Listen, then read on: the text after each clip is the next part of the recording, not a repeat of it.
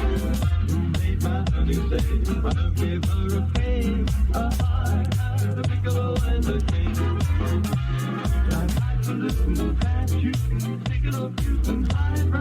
Tried to listen past you, piccolo, cute and highbrow.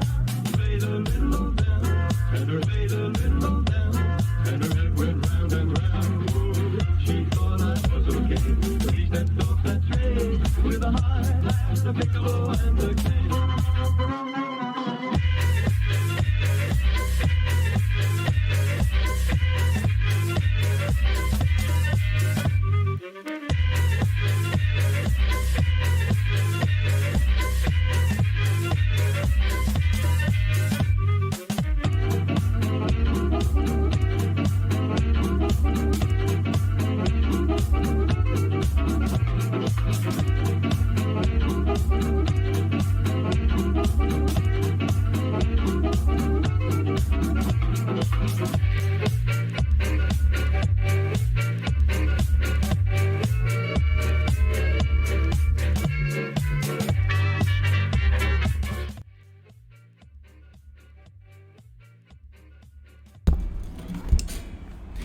Hello everyone and welcome to another episode of Tinfoil Tuesday. I hope you're all doing well. You may have noticed the bingo card's a little different now. Different colors and things have been added to the bingo card. So we have new options. I don't yet have a master sheet for all of them. So I don't know all the options. Wait, can I actually... No, I don't think I have that here. So if there's one that you're not sure of, ask me. Otherwise, we're going to kind of wing it today with the bingo, because all the new options. So just on my bingo card, what do I have that's new? Public health measures compared to the Holocaust. Science fiction is fact. That's along the lines of someone saying, like we've covered someone before who has referenced the Bell, the Nazi time machine, which of course is from a fiction novel. So if someone like cites something from a fictional novel and acts as though it's real, that science fiction is fact. Move goalposts, that's going to be mostly for QAnon stuff probably. Forced feminization, as if anyone is like, oh, they're trying to feminize all the men. Germ theory is for people who question the germ theory of medicine, which unfortunately is happening a lot now. Fox News is left liberal propaganda. Self-explanatory. Doesn't understand critical race theory, adrenochrome, recording in car. If we ever do CC, that's a given.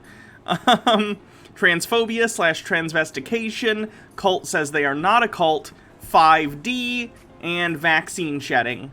So that's just what I have on this card, but there's probably some other people who have different bingo stuff on the new ones. There's like a decent number of additions. I just thought it would mix it up. And all that jazz. What's 5D? 5D is, how do I put this? Like New Age conspiracy theorists and people like Peter will say something along the lines of, right now we're operating in the third dimension, but aliens are operating in the fifth dimension. It doesn't really mean anything. It just sounds profound, you know?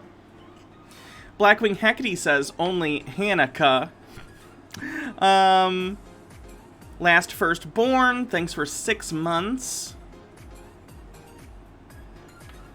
Blackwing Hecate says, are we wearing the same shirt, or do you have multiple of those? I'm wearing the same shirt. I haven't showered yet today. We're having a disgusting Hannah stream. Thanks for pointing that out. Profane Priestess says, hey Hannah, hope you're feeling better today. Sending parasocial love. Thank you. Hydrate. Sweet Bunny Mommy, thank you for 3 months.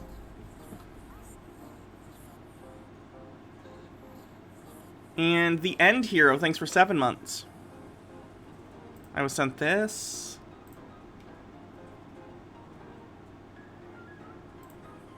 To Mimi, who says, as a person... Oh, it's Vegan Teacher. No. This is in response to Mimi, who says, as a person who has been sexually harassed and assaulted, it is very offensive to me when you compare animal breeding to rape. Uh-oh. And I'd like it if you stop doing that, please. My response to you, Mimi, is that that is exactly what you are paying people to do. Oh no. If you didn't like being sexually harassed and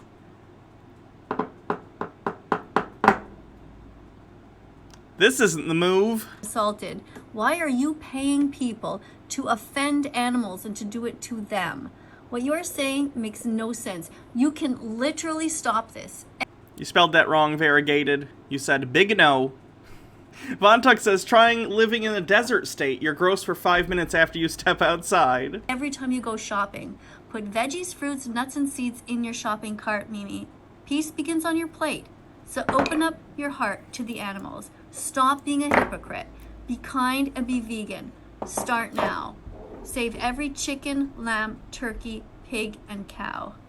Be vegan from now on. You can. Holy shit, she is a garbage person. What the fucking hell? Oh my goodness. Is she commenting on that Shoe on Head tweet? Oh god, what did Shoe say now? You know what, I don't want to know. I don't want to know. I don't want to know what Shoe did. I try and stay relatively disconnected from the discourse. I don't want drama, ever. I don't want to involve myself in things, you know? Did I see Kumo's statement? I never know how to pronounce his name. I read things about news more than I do. So, like, certain politicians, I never know how to pronounce their name correctly. Cuomo! There we go, thank you. I didn't see a statement, but I know he's fucked. What a piece of shit. Blackwing Hecate says, Big Joel made a video on it. Ugh, God. Von Tuck says, Twitter is just a mistake. Just brings out the worst in people. I agree. Myself included. So what are we looking at today? CC's got some new stuff. Call for an Uprising is, of course, still doing what he does. Peter has a couple new videos we'll take a look at. Leak Project maybe has something. There's a video about a zombie apocalypse. Maybe we'll take a look at. Patriot Party 2 podcast and Patriot Party podcast. This creep still making videos. This is another person from Christian Patriot News claiming fraud vitiates everything. Q conspiracy no more. Decertify Arizona and Georgia. Conduct new elections. Buckle up. We'll probably check that out. This one is Celebrity Cloning Centers, Reptilians, and the Great Awakening. The Orion Group, the true source of Satanism. We have an old clip from Oprah of someone being possessed or something. And this isn't conspiracy related. This is for later. Gordon Ramsay made the worst grilled cheese of all time, and I'm going to make fun of it because it's the only opportunity I will ever have to say I can make a better thing than Gordon Ramsay. The only time, this one specific instance, Gordon Ramsay made the worst fucking grilled cheese ever. It's terrible. So we'll take a look at that and I'll make fun of it. Ducker White says, we need this after that shitstorm from that annoying vegan, whatever her name is, that vegan teacher. Kirthan with 100 bits says, yoink, becomes a stream boss, thank you. Inner quiet. Shut up, shut up, shut up. We are on a hype train, by the way. Jesus Christ, man, what the hell is wrong with you, please? Get us to level 5 so we can tinfoil up. Tea with Goblins has arrived just in time for Hype Train. Good to see you, Hannah. Good to see you, too. Tucker White says, and now we mark cheese off the card. You know what? Yeah. Yep. I did mention it. Do I have that on my card?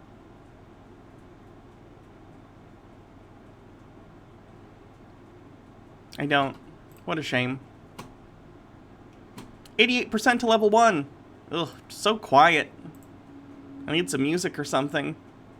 Yours from the beginning didn't get read. Repost it. I can't scroll up that high. It disappears over time on my feed.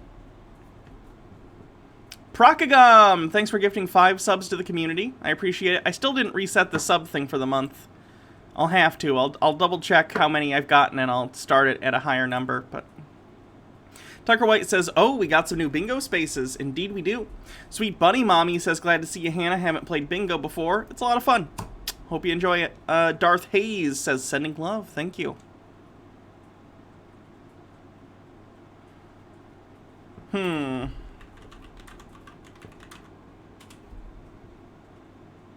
Alex Jones. Alex Jones. Can we already check clones off the card? No. You gotta do it linearly. You gotta do it as they come. Just because you know it's coming doesn't mean you can mark it off. That's not how bingo works.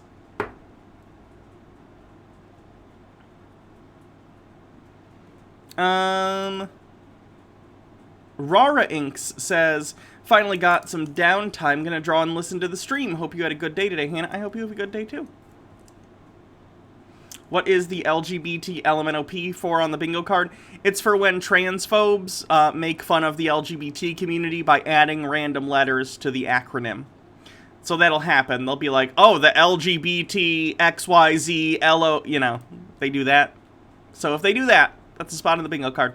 Pulp Free Fiction says, "Hype. Also, I know no one cares, but I've got this on in the background and I try to go through these opening hours of Skyrim again. Why are the start of Bethesda games so boring?"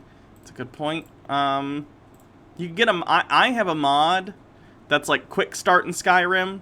Although I guess I don't know where you're playing it if you're not on PC. Might be a pain. Actually, no, the consoles have mods now too. Yeah, there's quick start mods that are good. I would recommend them. Gets you right into it. You don't need to go through the intro again and all that. Sorry, I'm finding music to put on in the background.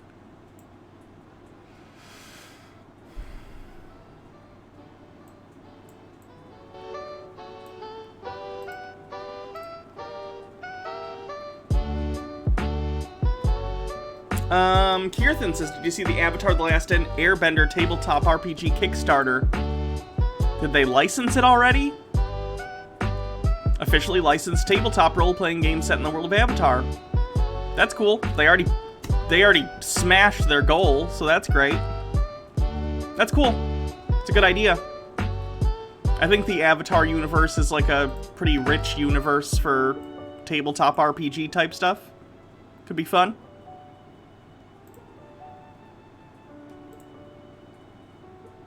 Last Firstborn says, "I'm really sad that I have to use a VPN to watch you and Jake now. Some Chad boy here at work decided they were going to tell IT that I was watching Twitch on the Wi-Fi, so they blocked it on the server." That's stupid. eTune with 100 bits says, "I want to order a nice steak for dinner now, but all the good steak places near me have shut down." Go buy a steak and learn to cook it. You can make a delicious steak for cheap relative to a restaurant. 16. It was 69 for a second. 70% to level 3. Thrash Mio says, "You can put a question mark on the ones you think, then you can change to flag when confirmed." In regard to what? Miruzama says, "Forgot to send this before. Rune celebrated his 7th birthday a few days ago and I made him a bunny safe cake. 80% of level 3 with a minute left." Real? Happy birthday, Rune. It's shaped like a bunny. Happy birthday. Cute. He's a good boy.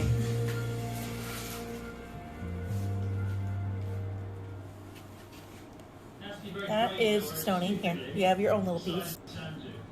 But this is all Rune's. Cute. Chibbers says, "Skyrim is one of the most exciting openings ever, though. You literally get attacked by a dragon."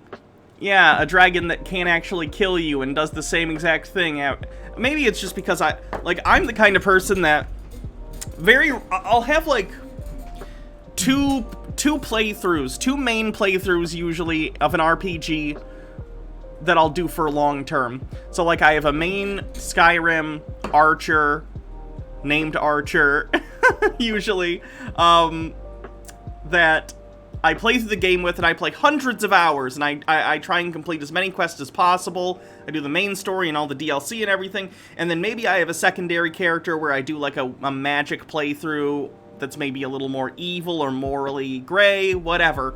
But then, other than that, usually I'll pick up Skyrim, and I'll start it, and I'll make a new character of a class that I don't normally play, or a race that I don't normally play, and I'll play for like 5 levels, and then I'll get bored, and I'll do it again. So I've played through the intro to Skyrim probably 50 times now.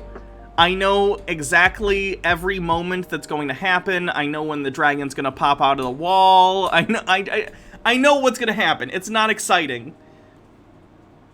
But yeah, the first time it's fine. It's just bad for replayability. Christopher Roche says, it would be a shame if we just left Bob Larson out of today's stream. Nothing to do with Jezebel and the bingo card. Cough, cough. If we need more stuff, I'll pull up Bob. Did I see this? And then there's a link. A lot of money, because we are direct response. So we don't have that now, Brandon. We don't have that. So we gotta hope that they pick it up. Love you, man. They pick it up. You were a true patriot. I'm live on TV right No, now. oh, I'm sorry about that. Keep fighting, man.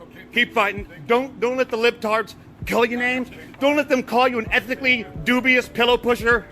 Don't let them call you a marginally brain-addled, corrupt goofball. Well, you're doing great. Don't let them call you names, what I'm saying. What I'm saying is be strong. Don't let them push you around or call you names like a completely clueless, crazy old man who believes everything he reads on the internet. Don't let them call you names. Stay strong. You're doing great. Love you, man. I love that, man. Sate Aina with 30 bits. Thank you. Porcelain Giant with 100. MW1642 with 110. X Flowers for Brains with 100. Sate Aina with another 30. KR Goss gifting 5 subs to the community. 0M80 gifting 5 subs to the community. Wow, we're having an epic fucking hype train today. Von Tuck says, always use a VPN if you're not home. If you like Jack Sparrow, be sure to avoid a 14 Eyes jurisdiction and check for DNS leaks before you sail the high seas. Sweetie Bunny Mommy, thanks for 200 bits. 87% with 2 minutes left. Looks like we might make it. Sate Aina. Sorry, I'm probably mispronouncing this. Oh, you say in the thing. I'll just do it at the end. My sister has requested I stop killing pigs in Elder Scrolls Online while yelling piggy or bacon. Apparently this is not proper hunting. Satana, or Sate. Satana,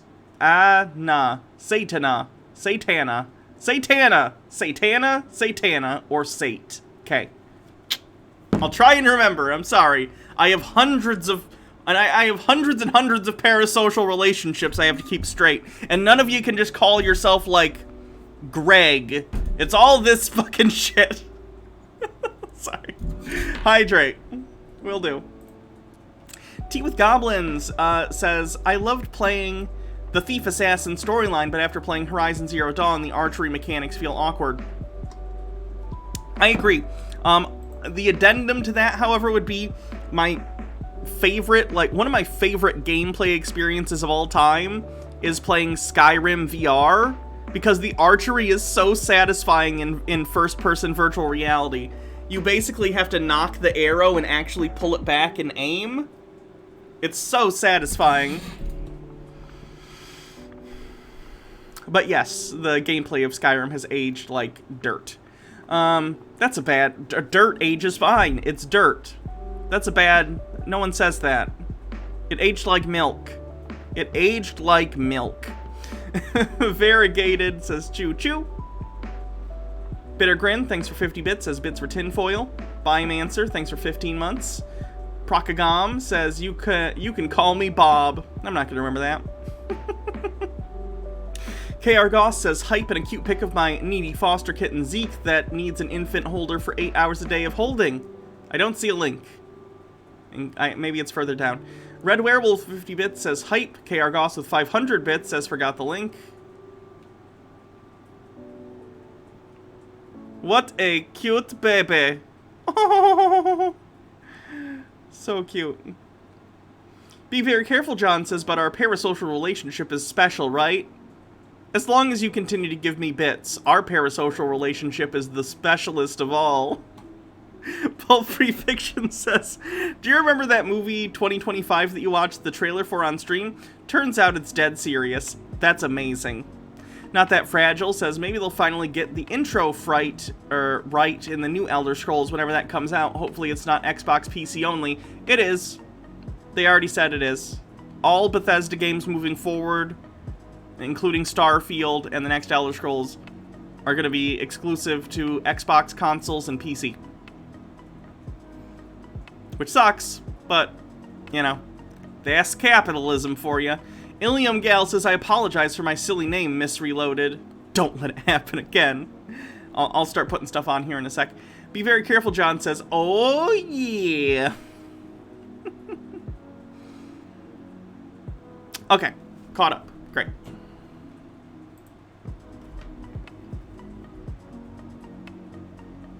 I never did an 8,000 follower celebration, but I did get above 8,000 followers recently. Thank you everyone for that. I hope you're enjoying the streams and everything.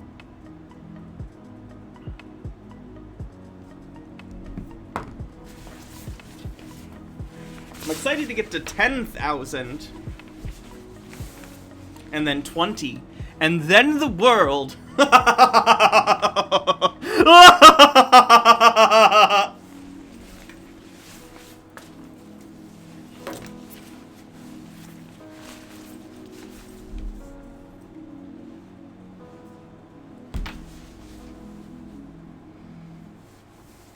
Should become some kind of celebration for 10,000. Yeah, we'll do something. I don't know what, but we'll talk about it and see what people would want for like a 10,000 celebration or whatever.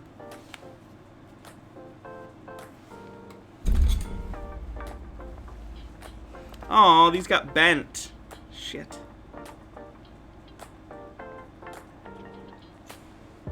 Yeah.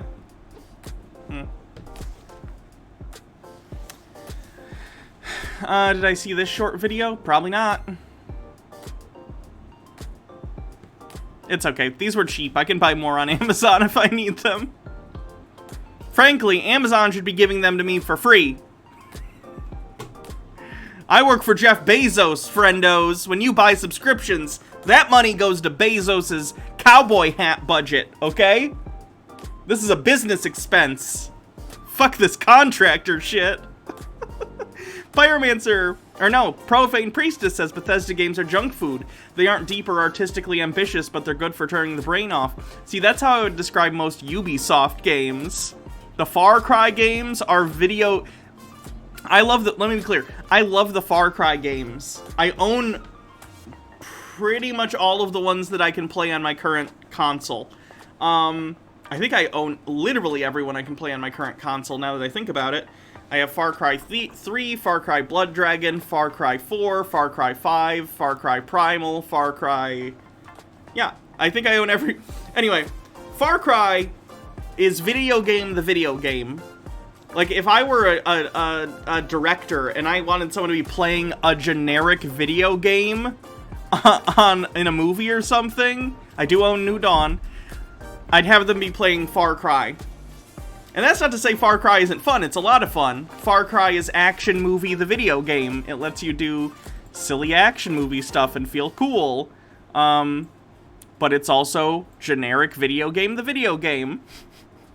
Just in different settings. Nerzulai, thank you for 3 months, says Woo 3 months. Tucker White says, did we know that the downfall of humans came not from an armed invasion, but from a streamer in a shithole in Michigan? Blackwing Hackety says, not Call of Duty, shoot a man. I don't play Call of Duty, so... I guess Call of Duty would also be... I don't know if Call of Duty games are really the generic idea of a video game anymore. Maybe back in 2010... But Call of Duty isn't nearly as popular as it used to be, at least in terms of market share. Because Call of Duty, like, when Modern Warfare and Modern Warfare 2 came out, and even the first Black Ops, like, those were, like, super, super popular games. They were, like, the biggest games in the world, and now, like, they're still really popular, but, like, I don't know, when I hear people talk about video games in the circles that I read about video games and stuff in, they talk about those games, but that's not the main ones they talk about, you know? Fortnite's more popular than Call of Duty, So if we're going for a shooter even, a competitive shooter, Fortnite would make more sense as a generic video game than Call of Duty.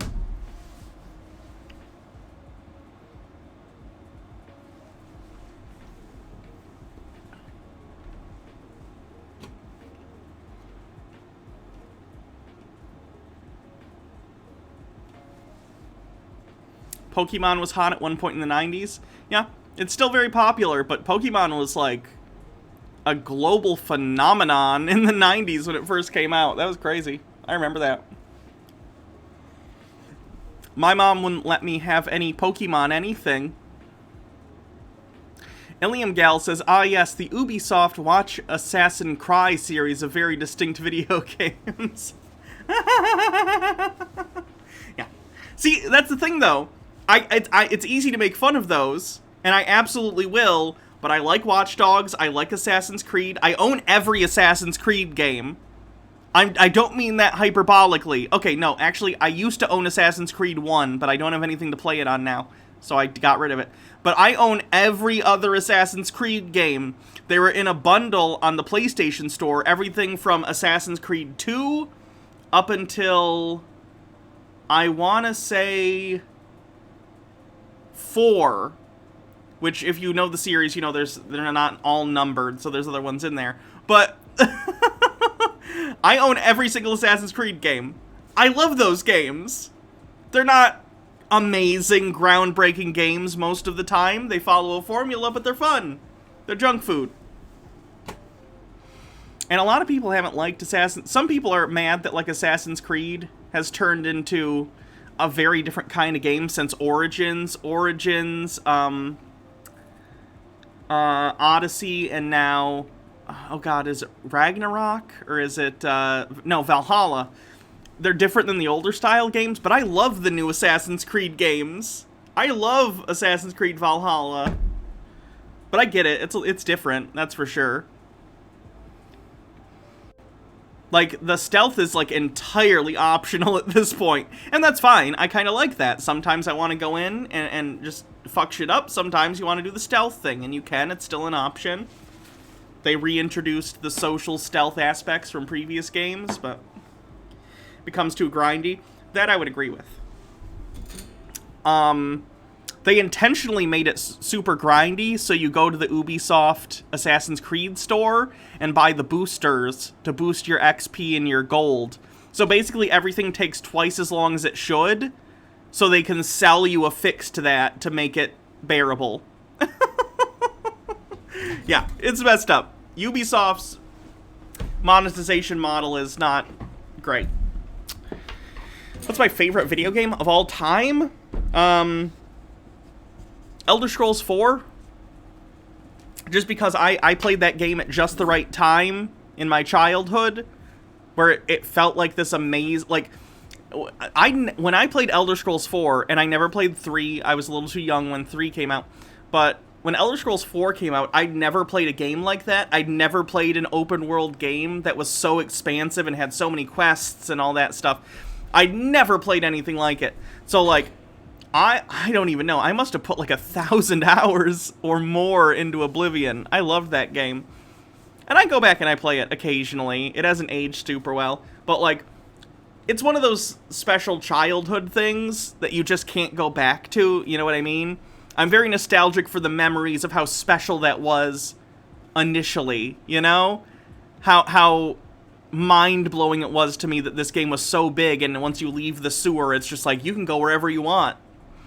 I was used to playing, like, Lego games, and, even, like, Legend of Zelda, which I liked. You know, the dungeons are different, and it's still relatively linear at the time. This was at the time when Zelda was still very linear. So, I don't know, it was just an amazing experience in my childhood in terms of, like, media consumption to play a game that just said, here's the world, go explore it. It's fun.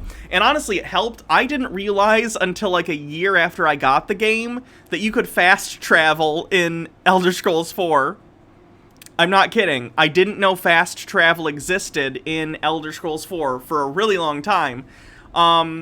Which is funny in hindsight, but honestly, I think it helped me appreciate the game a lot more.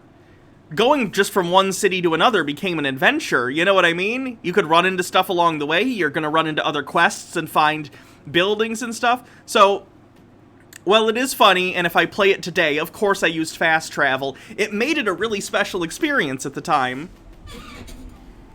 Ilium Gal says, as someone who used to live in a medieval thatched cottage in a village, I love playing through Watch Dogs Chicago in the same way people in modern cities liked playing Skyrim, but reversed. Fun. Dude from Moria says, coolest thing about Assassin's Creed games is seeing historical locations and moving through places that no longer exist. I agree. I love the aspect of, like, historical fiction, historical fantasy, because of the sci-fi elements that come into it. I just love it. And the trope of, like, people might roll their eyes at this trope. By the way, we'll get into the actual stream content in a minute. We're just having fun talking about something. But, like, the trope in Assassin's Creed of your character meets basically every politically or culturally relevant figure from that time period and area. Like, of course you meet, in Assassin's Creed 3, of course you meet Benjamin Franklin. Of course you meet George Washington and all the founding fathers, you know? It's silly that you meet everyone and Paul Revere and, like... But I like that as a trope. It's silly, but it works. I enjoy that kind of thing. I don't know. Karl Marx and Syndicate? Yeah, I actually haven't played that one very much. I have it, I just haven't really played it.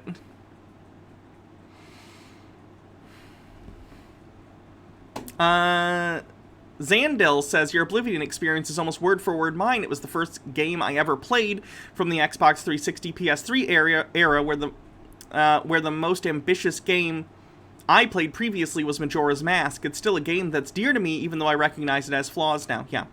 Oh, and Shivering Isles, Shivering Isles was like the first DLC I ever bought, you know? And the entire concept of DLC was so new at the time, and Shivering Isles was, like, to this day, I think Elder Scrolls 4 Shivering Isles is probably top 5 best DLCs ever made. It's expansive, it was worth the money. Really, really good. Simple Cat Girl says, I just finished another part of my recaps of web series. I've been trying to be creative in my life, but damn it, I want to thank you for being a good source of entertainment. You're welcome.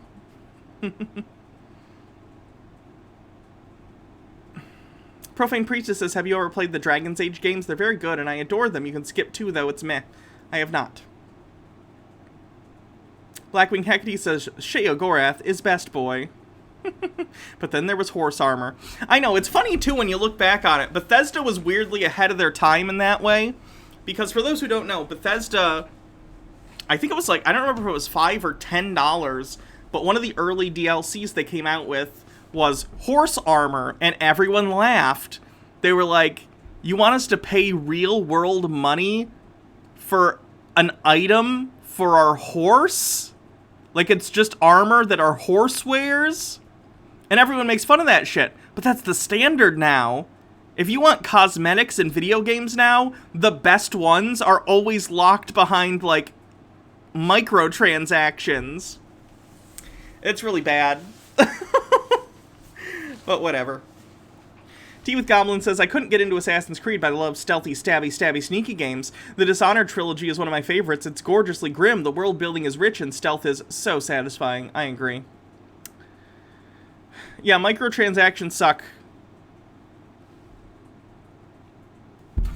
I'm trash, though, so I buy them sometimes.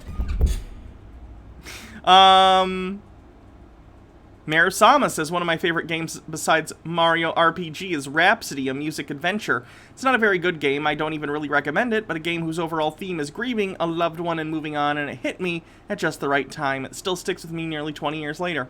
That's cool. That's cool.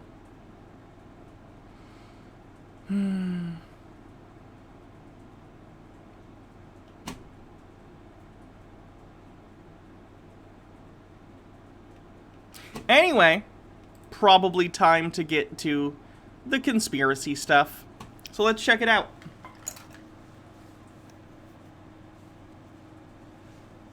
Oh god, someone sent me this. This is just fucked up. This isn't conspiracy related. Well, you could argue it's conspiracy related in the sense that the How do I put this?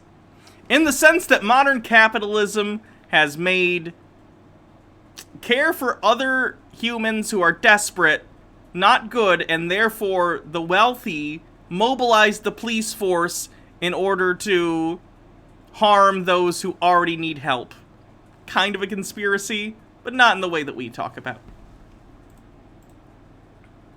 These are cops with assault rifles kicking out homeless people from a fucking beach.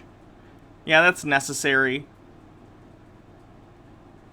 Crimson Death, thanks for 4 months, says, are there any board games you enjoy playing, Hannah? I found I've gotten more into them than I have video games in the past few years. I haven't really gotten into, like, I know there's a huge board game industry. I mean, there always has been. But now especially, there's, like, all kinds of new board games coming out all the time. I go to game shops occasionally because I, of course, do D&D. So I see all the board games and stuff. I can't say I've really gotten into any of them, but I probably will eventually. I don't know. E-Tune says, Paper Mario Thousand Year Door fucks, and I want to slap Miyamoto for turning all Toads red in future PM installments. Tucker White says, what are a bunch of NOMU amongst the homeless? Why do thugs of the state need goddamn assault rifles? I know. It's fucked up. Spy ST Sloth says, just getting into D&D with my kids and wife with much inspiration from you and Jake. That's fun. I hope you guys have a good time. Who are we going to watch first? Tough choice.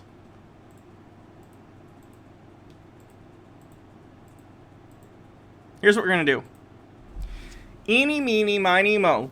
Touch a tiger by its toe. If it hollers, let it go.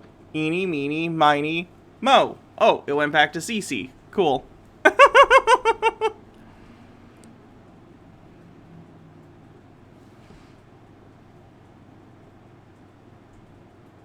Looks like CC has about 4 shorter videos, so we'll knock them out one at a time. Good morning, good evening, good afternoon, wherever you may be. CC here, Chris, from New York, Westchester County. It's 7:31:21.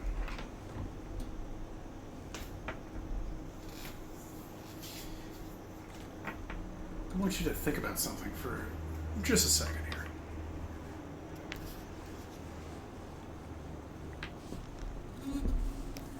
So China is upside down right now. Chris, no, that's not how this works. China is not upside down. Relative to your position, sure, but upside down is determined by being flipped from the normal perspective, which is the Earth being below you because you're being pulled towards it because of gravity. Down is a direction entirely defined by your relation to the ground, to the center of the Earth itself. So if you're on a different position on the Earth, your relative down is going to be different from someone else's relative down. This is not a complicated... Like, do I have a ball? Do I have a ball somewhere? You get it. Depending on where you are on the ball, down, assuming we have, like, gravity on this ball, similar to we have on Earth, down is going to be towards the center of the ball. There is no absolute down. Blackwing Hecate says, isn't he in America? China is still the same half of the globe. Are you talking about hemisphere-wise? But, like, otherwise it's like, boop, it's kind of over here. Probably not exactly all the way, but you know what I'm saying. Chrysia says, it's funny, you can always tell when he's home because he whispers so his wife doesn't yell at him again. Profane Priestess says, if you want a tabletop game, I'd recommend Arkham Horror. Very cool board game based on Lovecraft. Helped me get into the Cthulhu mythos, and it's great. And Tucker White says, down the ball, giggity?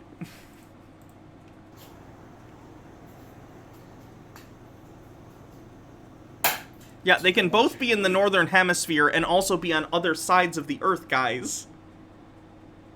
Like, where's a ball? There was one in here the other day. I gotta find it. Where the hell did the ball go?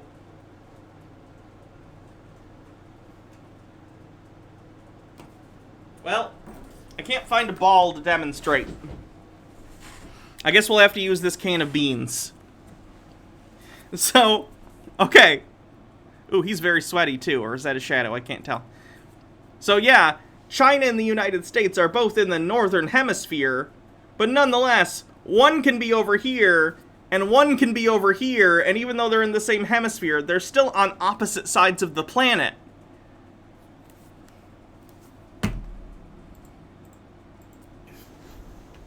Or maybe I'm upside down, depending on where you are. Pulp Free Fiction says, I always find flat earth and space-related conspiracies especially weird since I would need to be in on a ton of them if they were true. Did my invite for the Illuminati get lost in the mail or something? Yeah, check your spam folder. Princess Amelia says, why do you have a can of beans on your desk? They're my desk beans. What kind of stupid question is that? Does it make any sense at all to you? Yes, because I understand how gravity works. No, it doesn't. Now, you see, that's the whole thing. They want to confuse you. But if everybody woke the fuck up and understand that they have... Are those the $1,000 Dr. Pepper beans? They are. Yes. purpose here. No, it's my other can of Dr. Pepper beans that I have randomly in my office. What? That's true. These beans, these are for my family, okay? This can of beans is for my family.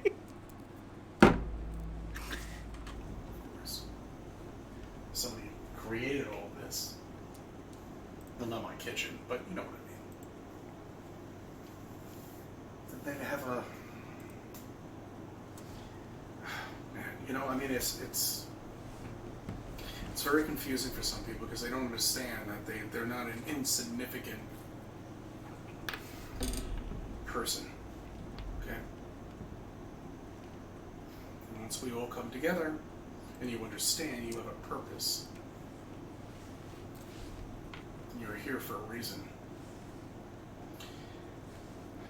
things will change. Which secret society would I prefer to belong to? Probably the Illuminati. The Freemasons seem a little... How do I put this? Stuck on weird ceremony shit. At least the Illuminati, they're a shadow group that's down to business, you know? They don't need the pomp and circumstance, they don't need the lodges. They just exist in the shadows. I respect that. I thank you for subbing. I thank you for viewing my videos and letting me a part of your life. So there's Chris video number 1 with his misunderstanding of relative direction. Tiger White says, no, we're not, CC. Everyone is insignificant and nobody has a purpose. See, to me, that's good, though. We all have to find our own purpose, right? There is no absolute purpose to the universe. It's just a thing that exists, and we're a part of it, and we get to determine what we get to do because we're a part of the universe that learned to understand that it exists, you know? We're just other particles in the universe that know that we're particles. It's weird, it's silly, it's absurd, it's stupid, but you do with that what you do. Enjoy your life. It's a cosmic anomaly. Enjoy it. And then go back to being space debris or whatever. Tea with Goblin says, God, CC is so scared of there not being universal meaning that makes him feel like a special, significant, silver-haired boy. I know. It's sad. It definitely comes from a place of he doesn't like the idea of being not cosmically significant in some way. Good morning. This is recording from car on the bingo card. Good evening, good afternoon, wherever you may be. CC here, Chris, from New York, Westchester County at 7:30:21. You know, I really hope you enjoyed the 3 months. Was it May?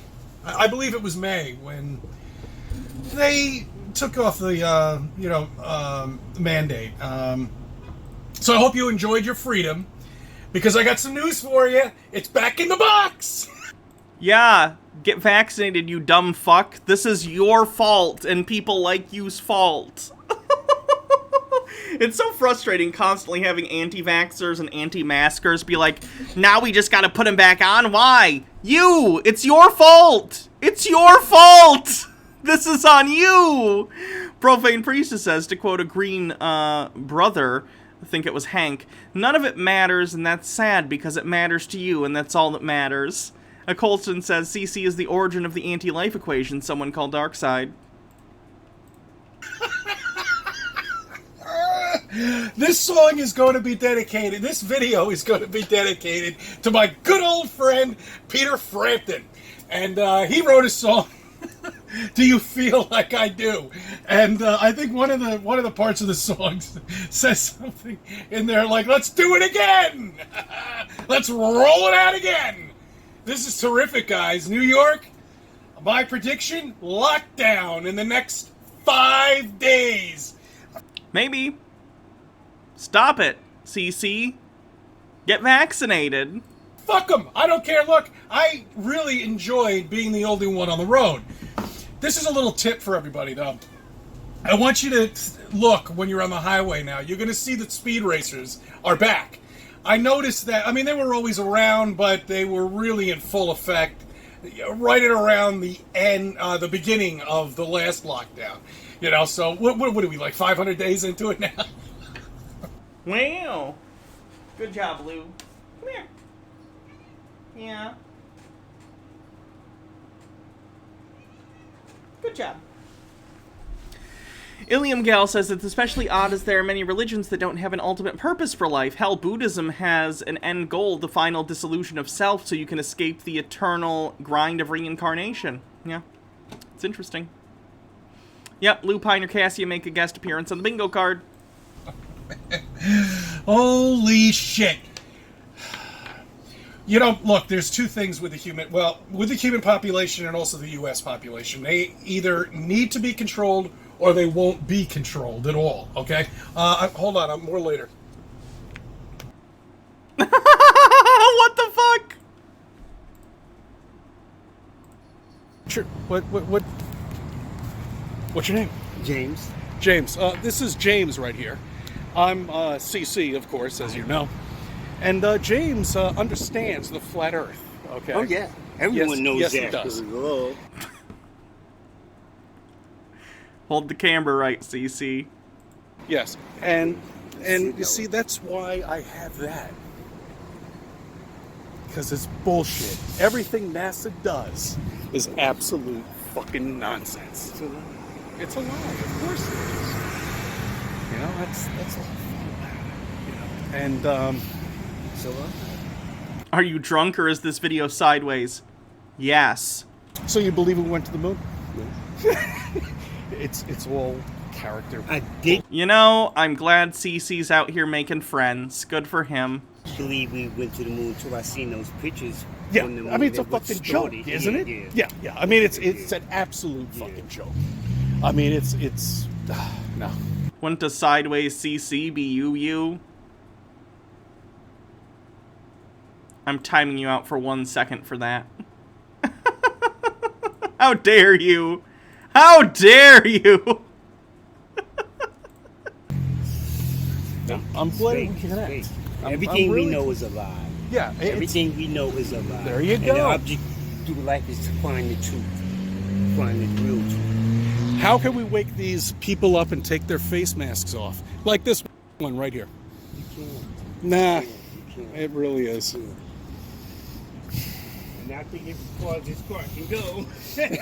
I wonder how CC's wife feels about him not believing in, you know, a global pandemic that's killed millions of people.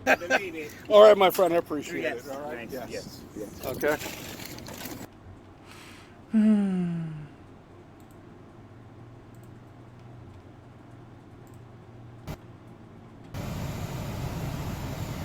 You did not miss Peter, no. All right.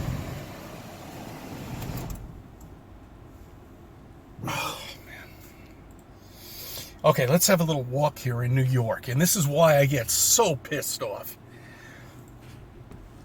with these trained rats. CC, Chris. Look, I think you're wrong for not wearing a mask, and you absolutely need to comply with mask orders or whatever in stores, or if it's for your city, you need to comply. But even if you don't want to wear a mask, which I think is stupid, but whatever, let's put that aside for now, and you see other people outside wearing a mask, isn't that their right to do so? Why do you care what other people do? Why do you care if they, of their own volition, wear a mask? Because me, for instance, like, there was probably a week there after I got vaccinated where I stopped wearing a mask just because I was kind of sick of it. But now, no, I'm wearing a mask again outside, especially with the different variants and stuff going around. And it's not really mandated in my area yet, and stores aren't mandating it either. I just choose to wear it. That's my choice. I'm one of the only people who are in my area, but that's my choice. I'm gonna do that. I'm not yelling at other people to do it right now. It's not a mandate. The store isn't forcing it. But at the same token, they shouldn't yell at me either and say, "Why are you wearing that?" Because I want to. Fuck you. Stupid. Princess Amelia says, of course he doesn't believe in a global pandemic. The clue's in the name, Hannah. Global. Yeah, that'll do it. What if we tell him it's a planar pandemic? Will he start taking it seriously? That really have just... Oh, they're watching the media, and they have no idea what is going on. Let's talk to some people. Shall we? Oh, Real good quick. lord. Is he gonna go harass people wearing masks? Yikes. Batty Bell, thanks for 11 months, says, hello everyone, hope you're doing relatively well. I hope the same for you. CMU is requiring proof for vaccinations for students, staff, and faculty. Good. I hope other colleges follow suit in Michigan. Kirthan says, am I the only person who wears a mask at my... I am the only person who wears a mask at my workplace. The parents of one of my kids asked me to take off my mask because he has a hard time reading facial expressions with one on. Turns out they actively had COVID. Thanks. My reaction in that scenario is, no, I'm sorry. If you need clarification, ask me.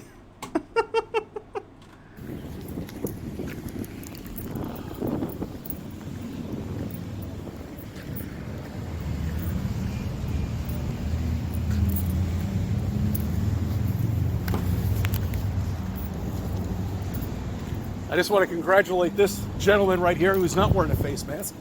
I think you were a very smart man. Thank you. Let's see who's not into wearing. All right. Okay. Oh, here. I just want to point out, and we watch these videos and we might take this for granted, but this is what he's choosing to do with his free time. He could be spending time with his wife. Maybe his kids. He has kids, to my knowledge. He could be hanging out at home, watching TV or reading a book. He could be out on a date with his wife somewhere, because I guess he doesn't care about COVID anyway, so, you know, whatever. He could be doing anything with his time. Gardening, woodworking, I don't know. But instead, he does this. This isn't even like his job. He doesn't make money with this. This is what he does for fun. He's going to a supermarket parking lot and fucking with people for wearing masks. Ugh. Here we go. Okay. We got somebody sitting there. I feel like this is going to be incredibly cringe if he actually tries to talk with anyone. Like, I'm talking Michael Scott season 1 of The Office cringe. This is going to be so bad. Car just hanging out, watching people. You get that in these parking lots here in New York.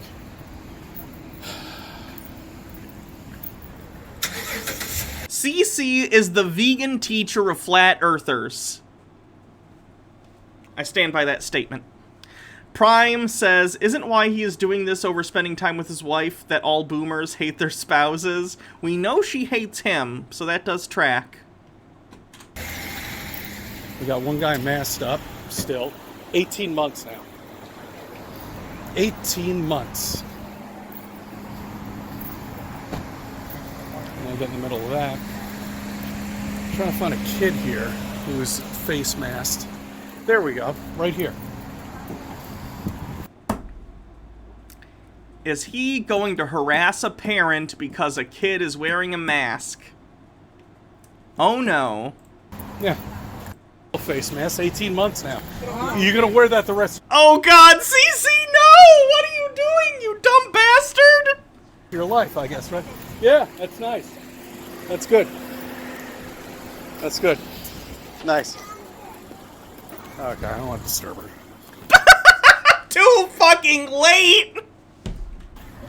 Consider me disturbed, and I'm just watching a video. So how long do you think people are going to wear a face mask for? Until they wake up and say, hey, look, this is stupid, isn't it? You know. How long? 18 months? 19 months? How long? If CC starts doing shit like this, he's legit gonna get punched in the face. I'm not saying that's a good thing. I just foresee it as a possibility because he has a really obnoxious personality. Like, look at Nathan Thompson, who we've also covered, who does a lot of man on the street talking to people about flat earth stuff.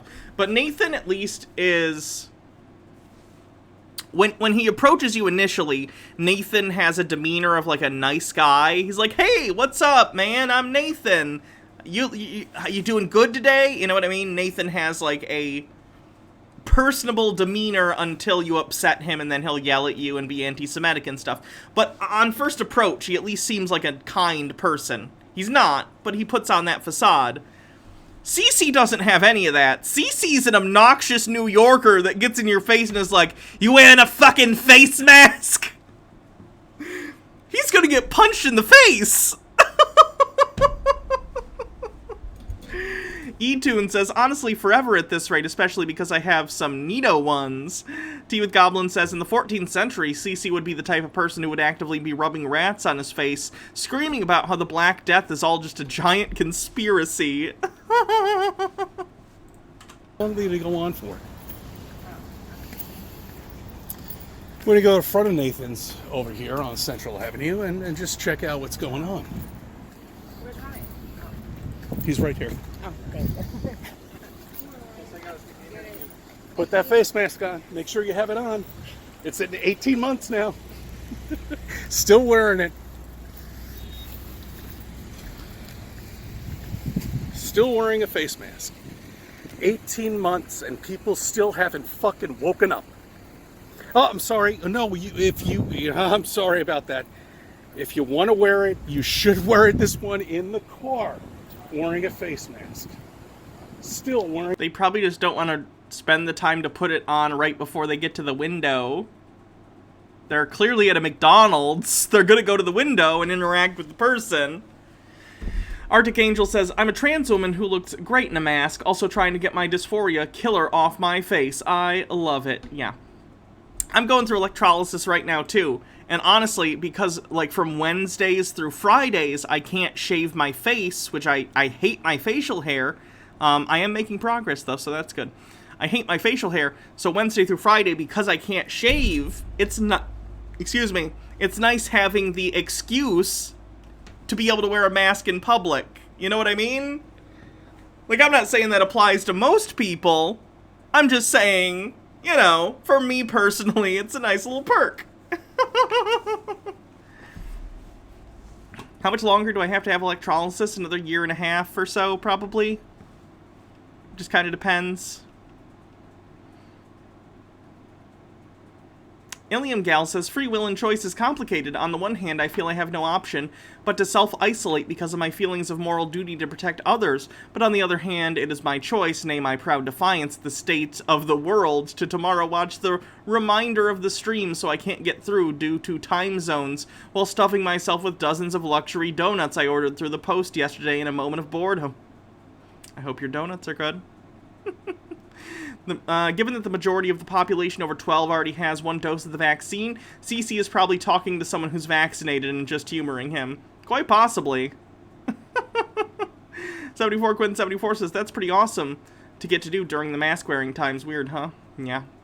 Tea with Goblin says, Sydney had a 200 plus cases of Delta for like a week now. They've started sending the military in to send soldiers door to door to ensure people are complying with stay-at-home orders. It's a super fucked overreach of government authority, but it wouldn't have gotten this bad if the semi-illiterate plague rats would just stay home and wear a fucking mask. Yeah. You did not miss Peter. No. Wearing a face mask in the car. Yeah. You need to harass. Your face mask. In your car? They're trying to order a Big Mac, bitch! What are you doing? What are you doing, CC? It's your day off. Go find something better to do than harass people who want to clog their arteries with subpar meats and cheeses. What are you doing? Or wearing your face mask. Come on. In your car wearing a face mask? What are you worried about? I mean, really, what are you worried about? I'm sorry, I'm not recording you. It's down, so you're not seeing this. But what are you worried about? The boogeyman? You can't see him. You can't see it. Okay, all right. Blackwing Hecty says, I just ordered Taco Bell. Hey, enjoy those subpar meats and cheeses. All right, have a good day. Do you see what I'm dealing with here in New York? Then leave them alone! I mean, they're so clueless. They have no fucking idea what's going on. You believe the Earth is flat, Chris! Sate says, as a bio female, having facial hair is fucking annoying, even on my more masculine days, because, dude, if I don't get a full Merlin beard, go away. Pardon my French. But they really don't. Are they all asleep? Oh, man.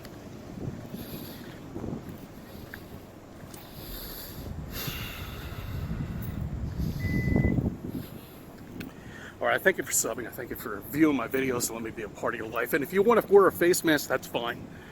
Is it? Because it seems like you're just walking around harassing people for minding their own fucking business. Okay, I think it's healthy for you.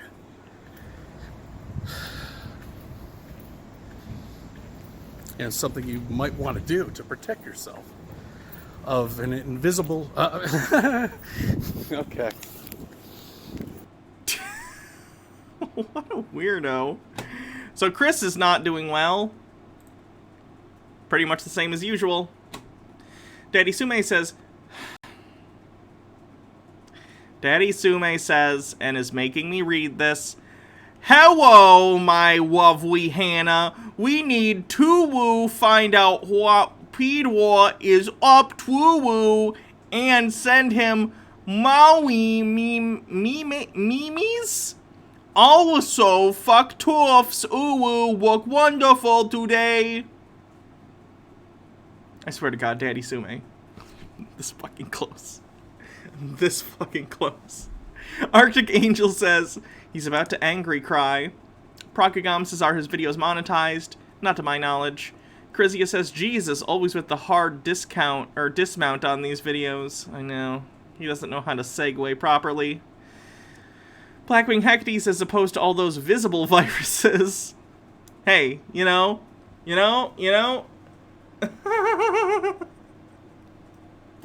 Wait, did Daddy Sume just... 3 different people have told me to time out Daddy Sume, including Daddy Sume. So, Daddy Sume, see ya in a little bit.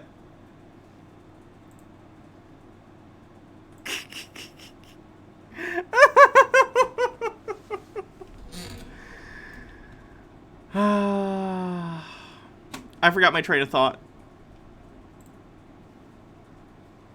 Hydrate. I can do that. Bye, Marusama. Thanks for coming.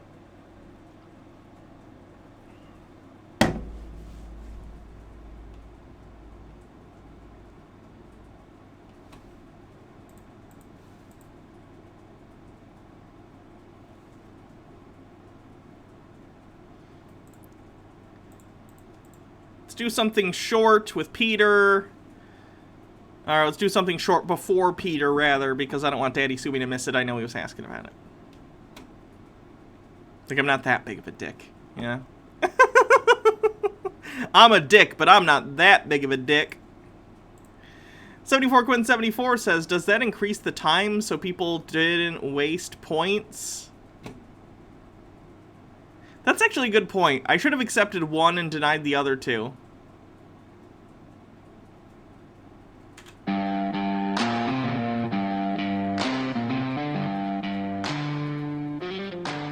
Remember how we started this adventure? Daddy Sume is in... Well, he's in jail, but every jail Daddy Sume goes to becomes horny jail, so... Sure. Yeah. Like a week ago at the airport. There's some serious stuff going on. I just got intel, so we got to get out of here. He's given us knowledge that nobody else is going to give us. I mean, we're talking all the way at the top.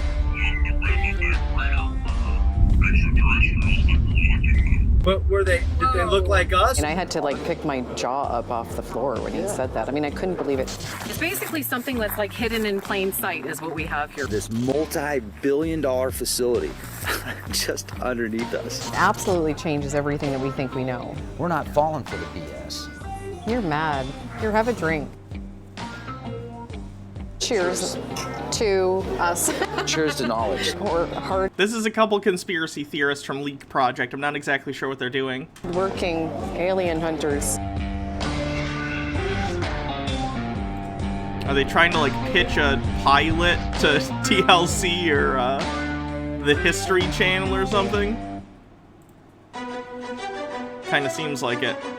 This feels like a little, I don't even know what it would be called. Like a proof of concept, a little 7-minute thing to send to networks to be like, do you want to pick up our show about us UFO hunting? You know what I mean? Kingdom Reborn says, just to let you know, he should be timed out from chat, not banned from the channel. Oh yeah, he's not banned. Oh yeah, I guess he can still see. Blackwing Hecate says, does the call for a ban of Asian Square require we watch it, or is it enough for him to do it? It requires that we cover him ban evading.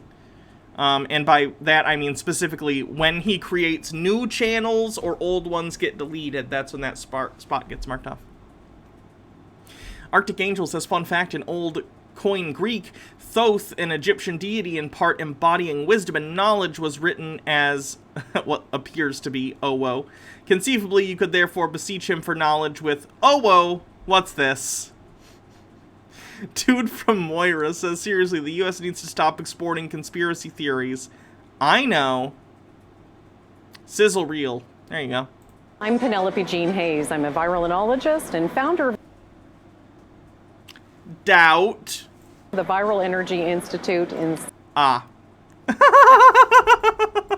Yeah. Viral Energy Institute. Oops.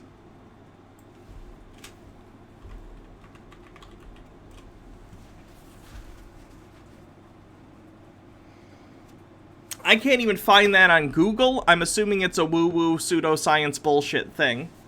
South Florida, where we study all things contagious energy, including consciousness. That's not a thing. That's not how science works on the bingo card. Blackwing Hecate says, I'd like to see you cover the spirit science history video if you feel up to it. The history of the world one, because we watched that on, like, one of the first Tinfoil Tuesdays. Expert has a ridiculous job title, field of expertise. You betcha. Mark it. And guess what? Alien consciousness, because we want to know if there is ET technology that will help us with our renewable energy situation.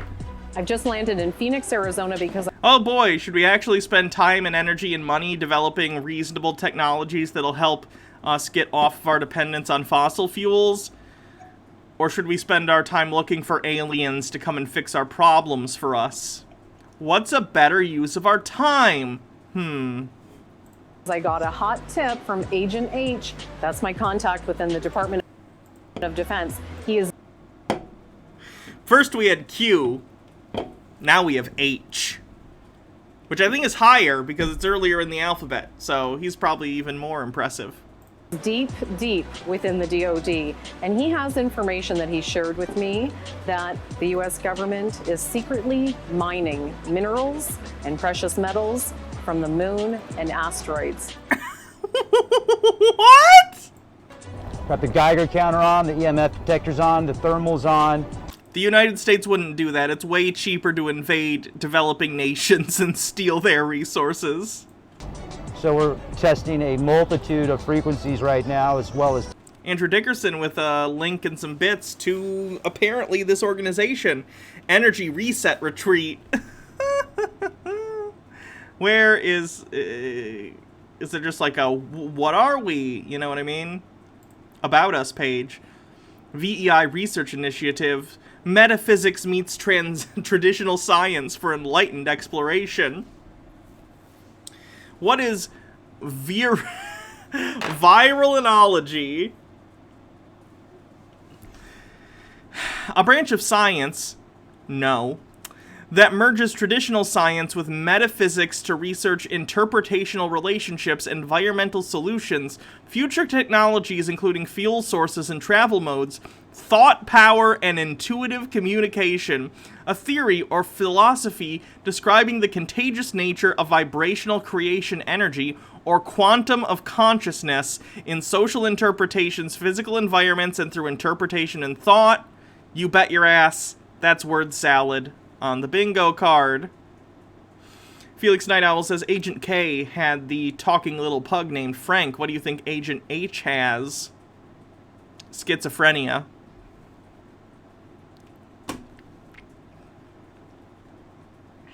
Alright, back to the stupid video.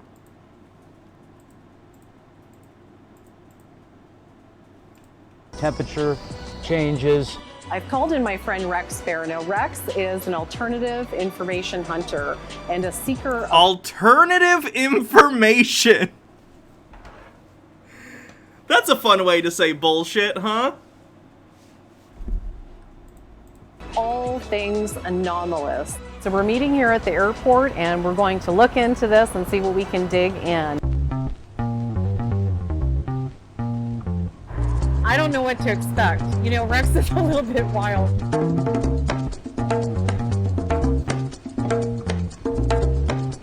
It's Rex! You can't tell if they actually take themselves seriously or not. They do.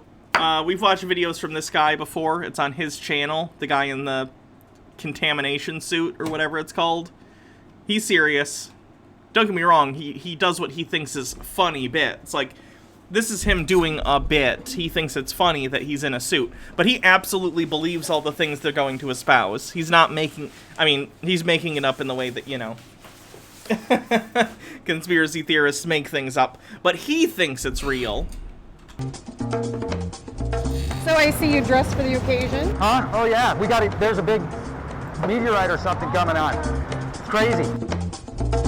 I still don't know what the hazmat suit's all about, but I'm sure you'll explain. Yeah. All right, buckle up, baby. Hey Rex, you're gonna be hot in there. Why don't you take that thing off now? Oh yeah. You hot? Yeah, it's getting there. You a little hot, Rex? What are you lighting up there? This is a sage stick. Oh, is that what they call it? Is that what they're called nowadays? Yeah. No, it is. This is going to cleanse the energy in here. And, I mean, doesn't that smell fantastic? It does. Just breathe that in and we're just going to have a little... Wow. Right? Yeah, totally. You feel better? I do feel better. See? You need me. Are you sure that's just sage? Blackwing Haggerty says he doesn't have any kind of oxygen tank. He's just breathing air. Yeah, it's a bad bit. I mean, what's pivotal here is that if our government is mining the moon and asteroids for precious minerals and metals, this is energy sources that the general public doesn't know about. And we're going to expose something tremendously important and bring it to public knowledge. We're going to a place out here that's called Petroglyph Plaza, and it is going to show us some petroglyphs that could connect with other petroglyphs around the world. Penelope, hey Penelope. Hey, hey. How the heck are you? Good. You excited about this opportunity or what? This is super fun. I mean, to be out here looking at these petroglyphs with Rex Bear, one of the world's top experts. Yeah. I mean, what an opportunity. In my own mind. These petroglyphs are what the ancestors saw in the heavens when there was a major cataclysm that took place. We're talking solar flare of biblical proportions, high amounts of energy, high amounts of plasma. And what they did was they took high amounts of energy and plasma and created those petroglyphs in a laboratory. Look at that plasma right there. You can absolutely see multiple lightning bolts from that. You can call them extraterrestrial, you can call them interdimensional, you can call them angels. Just don't call them late for dinner when they're hungry. And that's where we're at. I mean, this is awesome. Oh, these guys aren't entertaining at all. I kind of pity the whoever has to go through all the stuff people send in for like potential ideas for pilots for TV shows, and they gotta sit through this shit. Ilium Gal says, with the van and the suit, this looks like the worst possible remake of Back to the Future. And probably Cthulhu says, these fools, don't they know that the moon is a Death Star run by reptilians? It's bad, Rex. The mobile command center just got her wings. I'm telling you, I think that I just completely destroyed the paint job on the Sprinter van here, so ladies and gentlemen, the things that I do for you. Irksome Bunny, thanks for subscribing with Prime. Did you really think you would get away with keeping this new? You gotta go to work, Rex. We've been on a several-hour trek out into the desert, and we're here in Arizona at Fort Huacachuca, and we were given a tip by a friend of ours who used to work here. We were told by our friend that there's an underground installation here, and inside, deep underground in the bottom layer of this facility are at least 9 downed UFOs, alien aircraft, and also spacecraft. Or did aliens get here in a spacecraft and then built airplanes when they got here? several bodies of ETs. They've been inhaling too much purification agent. I think they've inhaled just enough. To be honest with you, we're a little bit mind-blown at the information, and we're here now just to be in the presence of this space. This multi-billion-dollar facility just underneath us. And how big is it? I don't know. CE5 is human-initiated contact with extraterrestrials. We're calling in friendly civilizations. Have you ever had or been concerned about making contact with a species that, I don't want to use the term evil, but those species? I kind of love his hat. It's like a reflective tinfoil-y baseball cap. Species maybe don't have our best intentions at heart, like maybe they'd want us for dinner. Like what I saw was just like... I think I've looked on their website before. They sell them for like a ludicrous amount of money. Today on the map. What was this? Yeah, that's a Chud Watch thing.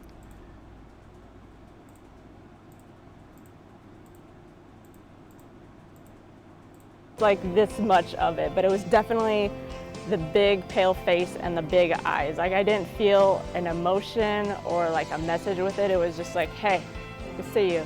So we come with the cohesive intention that we want to make contact with friendly ETs and send them that energy that they're welcome here.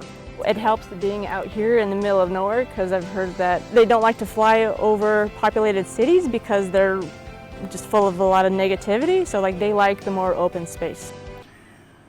I like that they could have explained why you don't see as many UFOs over cities with like light pollution, or they intentionally avoid them because they don't want to be spotted, but they went with cities emanate negative energy that the aliens don't like.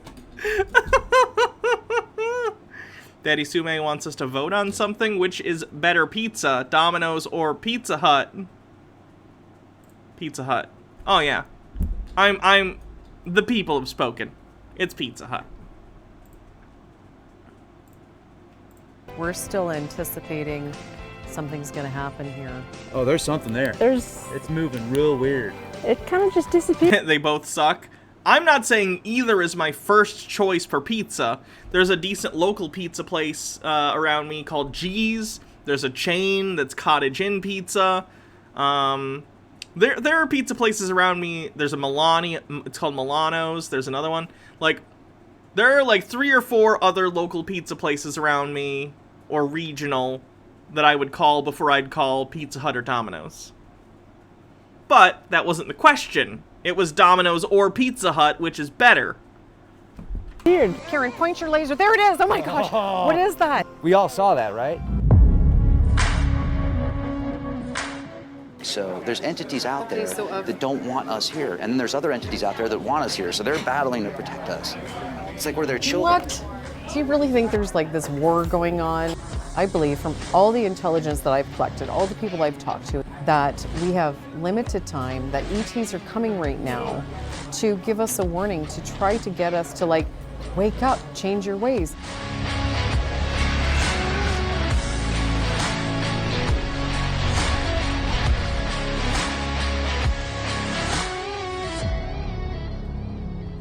That's a terrible name for a pilot, too. Fast awake? I get it. It's like instead of fast asleep, they're fast awake. That's bad. That's a really, really bad title. Oh, my hair looks terrible. The band, like, pushed back in all the worst places. Ugh. God, I just need to shave my head and start wearing wigs. Pierce Squire, thanks for 13 months. This is finally getting back into D&D campaign as DM. Party is on its way to Saltmarsh. Fun. Arctic Angel says, Milani, my favorite Pathfinder, minor deity. Milano's is amazing. Have you tried the mac and cheese pizza or the sausage gravy pizza? Ooh. I've had the mac and cheese pizza and it's really good. I have not had the sausage gravy pizza. I didn't even know that was a thing. That sounds great.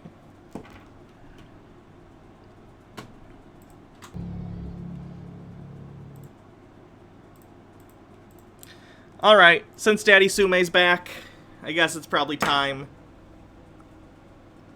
to look at what Peter's been up to.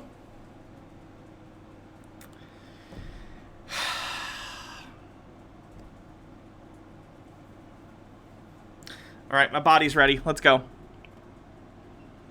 Before 2022, something has to be done. What is happening in Arizona is such a big story.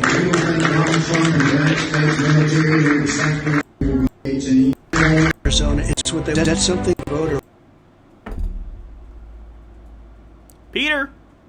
Where are you, Peter? So Mike Lindell, there we go. So excited. Return the diamonds. They want to find out what's going on. The Republican voter wants this story. I'm so excited today because I'm here to inform all you about Mike Lindell's Cyber Symposium. Woo! Pillow Guy's doing another grift. Fuck yeah, Pillow Guy! Pillow Guy!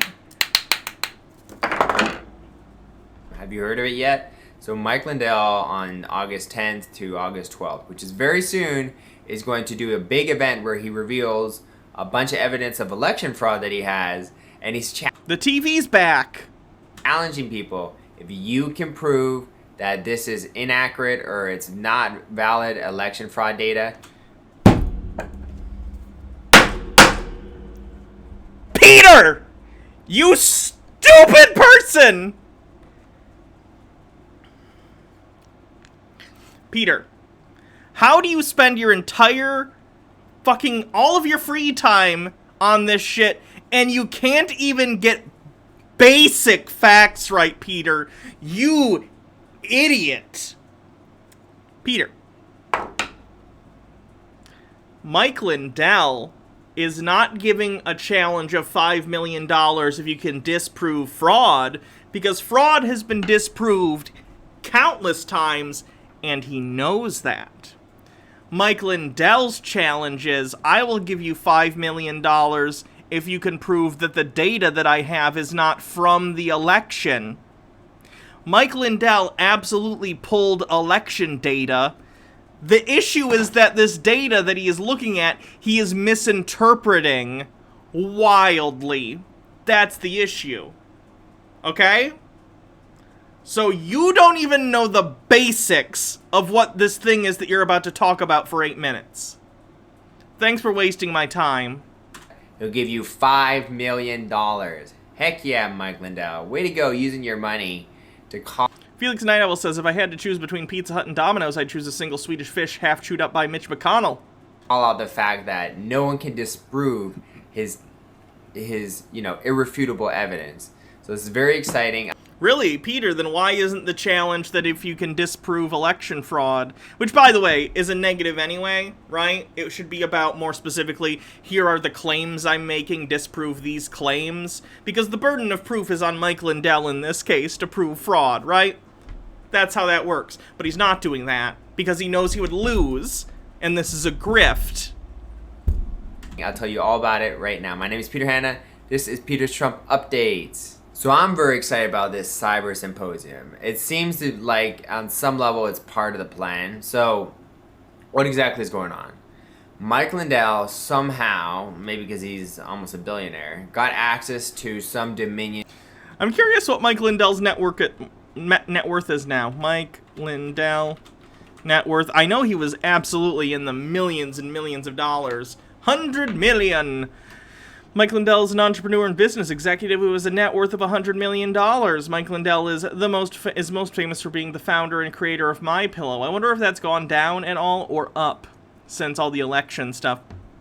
Because on the one hand, MyPillow, of course, got pulled from basically every retail store. But also, now he has a grifty fan base of crazy Trump supporters and cultists that are going to buy, like, 3 MyPillows a week just to support, ex-crack addict Mike Lindell. I don't know. In machines. He is being sued for $1.3 billion. Oh, I should have done the Dr. Evil thing. And for some reason, he got enough access to enough Dominion machines that he has all the CPAC files. These type of CPAC files are like little data packages that show who used all the Dominion machines and how often and from what location were they used. Basically, it records the entire movie of what happened with. He always has to relate things back to movies. I get that to an extent. I do a lot of metaphors or like, this is like blank, and I'll explain it like a movie because people have, seen movies, and it's usually a cultural touchstone that you can sort of compare things to make sure people are on the same page. But Peter and other QAnon people legit just think life is a movie, and it's super, super off-putting. With all the machines during election night. So if you decode this data, these package points, I think they're called CPAC points. Or if we decode it by using our algorithm, and Mike Lindell points to a whiteboard, and the formula says any numbers plus X equals fraud or something. Once we put these numbers into our formula says it's fraud. Or data packets or something. What you'll see is he means PCAP, packet capture files. Wow. Peter talking about something he knows nothing about that he just got information from Telegram or a crackhead pillow salesman. That's unlike him. You'll see how many people logged in. What did they do when they logged in? They switched votes. That the votes were. People were switching votes from China. When I develop secret voting machines in order to subvert an American election, I always make sure there's a change log in the machine that'll show that I committed felonies. Brockagam says the code actually spells out drink your Ovaltine. It's a crummy ad. And Russia and all these countries and stuff like that. So it's irrefutable evidence that not only we were hacked by China, we were hacked by many countries. They were hacking our elections like crazy. To lead the charge in exposing citing One America News. It's another good one. Election fraud, and will soon be holding a cyber symposium on the matter. He joins me now. Hi, Mike. Is Mike okay? He looks a little puffy. Oh, great to have me on. Thank you. Well, thank you so much for coming. Now, we understand you have a big announcement to make. Care to share it with our viewers? Yeah, everybody's been going, Mike, when are you going to have this cyber symposium? It is set now. It's August 10th, 11th. Look at that poster behind him or painting that's like the Passion of the Christ Jim Caviezel with a fucking lion. Is that Jesus and Aslan? What a crossover. Sky Comet Fallen says, packet capture, not paying attention. We using Wireshark to hack Peter's computer. 11th and 12th, and now everyone's going to say, well, where is it? We're going to announce that. I'm hoping on July 4th. What a great day that'll be. Very symbolic, because this cyber symposium is what's going to save this country. I can tell you real quick what it is. We're bringing in all, remember everybody, I have all the packet captures of the whole election. If you look up what packet captures are they're like having a movie of the whole. It's inside the internet, and we have every single one of them for the whole 2020 election, and which this is what I've been saying for 5 months. Well, I was just asked by ABC the other day, how come you haven't shown everybody? Well, we tried. So that's exactly what we're going to do here. Since the media tried to suppress this, what we're going to do at this cyber symposium, we're bringing all the packet captures there. We're inviting all these cyber forensic experts that have the right credentials, CISSP, whatever that means. I'm not even sure, but what that. So again, somehow Lindell got these packet capture things, and the $5 million isn't to disprove fraud. The $5 million is if you can prove that these packets are not actually from the election. Which, to my knowledge, they are. They probably are. And that's why he's making that the challenge as opposed to showing that there's no fraud. Because there was no fraud. Ilium Gal says an eyewitness account of Trump's last days in office had someone in the Oval Office yell at Mike Lindell, "You're a fucking pillow salesman, shut the fuck up," and Trump laughed, and Mike sat like a lamb and ate muffins quietly for the rest of the meeting like the big important man he is. I hope that story's true. Variegated says, that's art. Color by Emmy says, I thought Jesus was the lamb. He's the lion and the lamb. Chrysia says, voting machines wouldn't have packet captures because they're not networked. Princess Amelia says, I know I really shouldn't be surprised that the election cope is still going, but seriously, it's August! I know, right? Freaking Out 99, thanks for 11 months, says, got me a job so I can pay for this myself. Also, this cyber symposium just seems like QAnon E3. And it'll be twice as cringy, which is saying a lot. That means, and they'll be there. We're inviting all the media, and then we're going to have the public. When I announce the venue, we're going to have the public reach out to all your congressmen, your senators, your legislators, governors, secretary of state, attorney generals. I hope William Barr is there. I hope we're going to invite the lead stories, the fact checkers of Facebook, Alan Duke, all the people that have been suppressing this and saying it's not real. I wonder how many people are actually going to show up to this shit show. Probably not many. You're going to hear them. They're going to be there on live TV for 3 days and answer any question because this is non-subjective evidence. Wagroad says, watch it be proprietary software from voting machines that compromise future security. That'd be hilarious considering he's already being sued by Dominion. You look at it, you're going to go, wow, it's over. This is it. It's all inclusive. And that's the thing with Dominion software. It's designed to be the most hackable software possible. That doesn't even mean anything, Peter. Did the gift box you sent arrive yet? I have to go to the post office. I'm not sure. Big Sweet Demon says, hey Mike, remember last time you had a live TV call-in for 3 days? No? Continue then. For making elections easily stealable. So I'm very excited about this cyber symposium. Wow, I guess Trump and the aliens really suck then. If it was that hackable, I guess they should have gotten into the system and fixed all the votes, but they were just like, nah, fuck it. Let it happen, I guess. Because it's up to the most hackable. It reminds me of those, like, B-roll footage of, like, if you Google, like, hacker. Nope, that's not what I wanted. Although this is funny. This is a website that if you just smash the keyboard, it makes you look like a hacker. Check this out.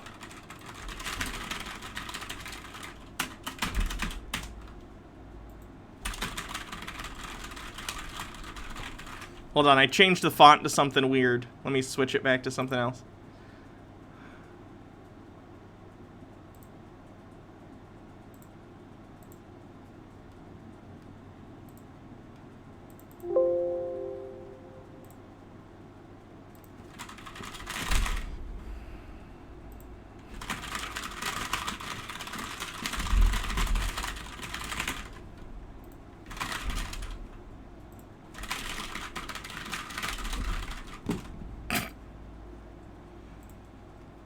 In case you wonder what I spend my free time doing. It's a joke. But yeah, you know, like when you Google hacker and you get the generic images of like, yes, this is what hacking looks like. Do the hacks.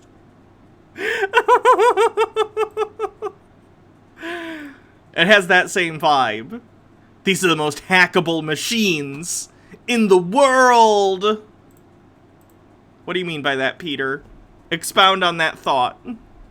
Princess Amelia says, big tip I've seen is that if you want to look like a hacker, just compile any random application on a command line and type random keys while it's going. Daddy Sume with a link. It's a Unix system! I can't play this, for obvious reasons. We the people, not Trump, we the people, to save the country by getting him back in president and proving the election fraud. It's now our, Trump has been fighting. Now it's our turn to step up. What's Trump done, Peter? What do you think Trump has done except for lose like 60 lawsuits and go and throw a bitch fit? Like what exactly do you think he's done? Pick up that role, do everything we can to fight election fraud. And if you watch Trump's recent speech, his latest one, go to Trump's Rumble account. I'm gonna be making a whole, at least one video, maybe 3 videos about his speech and turning point action. He went on the offensive and he talked completely. He didn't touch. Yeah, I'm not making fun of this, by the way. I just find it an interesting speech pattern. Peter will do that instead of election. He says election, and right there, I already forgot what he said. But basically, sometimes he'll drop the first letter of a word. I wonder why. Touch the topic of election fraud. The whole speech was about election fraud. And he said, we're going to fix this. We're going to fix this election. We caught them. They're like, oh, shit, we caught. They're, like, panicking. I know it's an accent thing, because, like, he grew up in Panama. I know that. It's just very interesting. It's not a dialect or accent I hear, ever. It's the only person I've ever heard. That we caught them. And it's all going to work out. We got it under control. We caught them. And he's like, pay attention to Arizona audit. He says, pay attention to this symposium that's going to happen on August 10th. So, guys, they're going to overturn the election results. Peter, no, they're not. Peter, we're almost a year into Joe Biden's presidency. Nothing's happening. There was no fraud. Trump lost. You lost. Get over it. He's certified, and Trump will be back as president this year, which is something I've been saying for months. And No. You've been saying he's going to be back, you know, in March, in April, in June, July, now August. Like, you just keep moving the goalposts. It's not happening. And I think people struggle to believe it, but now it's like, the evidence is there. Trump is literally, the question is not any longer, do you believe me? The question is, do you believe Trump? No, Peter! Most people do not believe Trump, which is why he lost the election. Trump says he's going to certify the election with our help, and that, in theory... Trump, as a civilian, does not have the power to decertify or certify anything. He's going to sit in his golf club in Florida, grifting people like Peter, stealing their money, and then eventually might try and run in 2024 if he thinks he can get some money out of that. In theory, he's implied he'll be back this year. He said, we're going to fix the situation. Trump said, there is no 2024, there is no 2022, until we get this election situation. Not quite King Trump. They actually have to imply they want Trump, like, as an emperor. Like a previous video Peter did, he called Trump God Emperor Trump. That would count, but not yet. Fix, which makes sense. If they stole this election, why won't they steal the other elections? In fact, they'll be better at stealing the other elections. So I'm on the same page as Trump, which is, instead of focusing on the midterms... Boy, I guess you should never vote again, Peter, since it's all fake.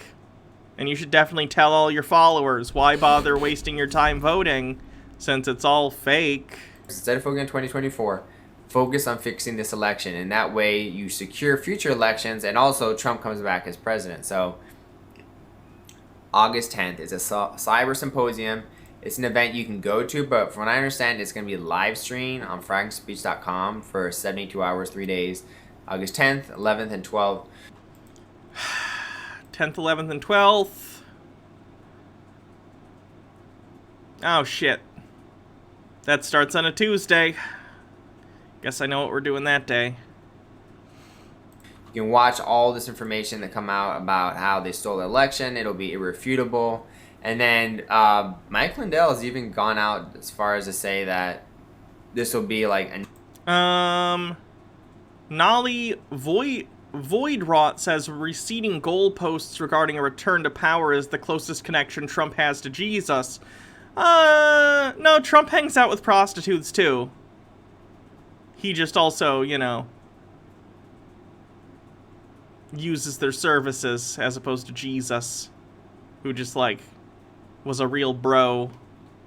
9-0 piece of evidence in the Supreme Court, and that after the cyber symposium, it'll be such big news that Biden will resign. Now, do I think Biden's gonna resign? Not likely, but wait, Peter, I thought Biden was Steve Martin in a Mission Impossible flesh mask. Are you telling me it's the real Biden and he's really the president? Wow, that's exactly the opposite of what you've been saying for the first half of the year. Crazy. Because he's not that type of guy. Pointless says, the next few weeks are going to be rough for Peter. The next few decades are going to be rough for Peter. What do you mean the next few months? And Mike Lindell, as much as I love the guy and what he's doing for our country, he seems to exaggerate a lot. No, you don't say. But he said Biden's going to resign and then Trump will, you know, march back into the White House after this cyber symposium. So at a minimum, expect fireworks and some exciting stuff. Prime says, listeners trying to follow Peter's connections.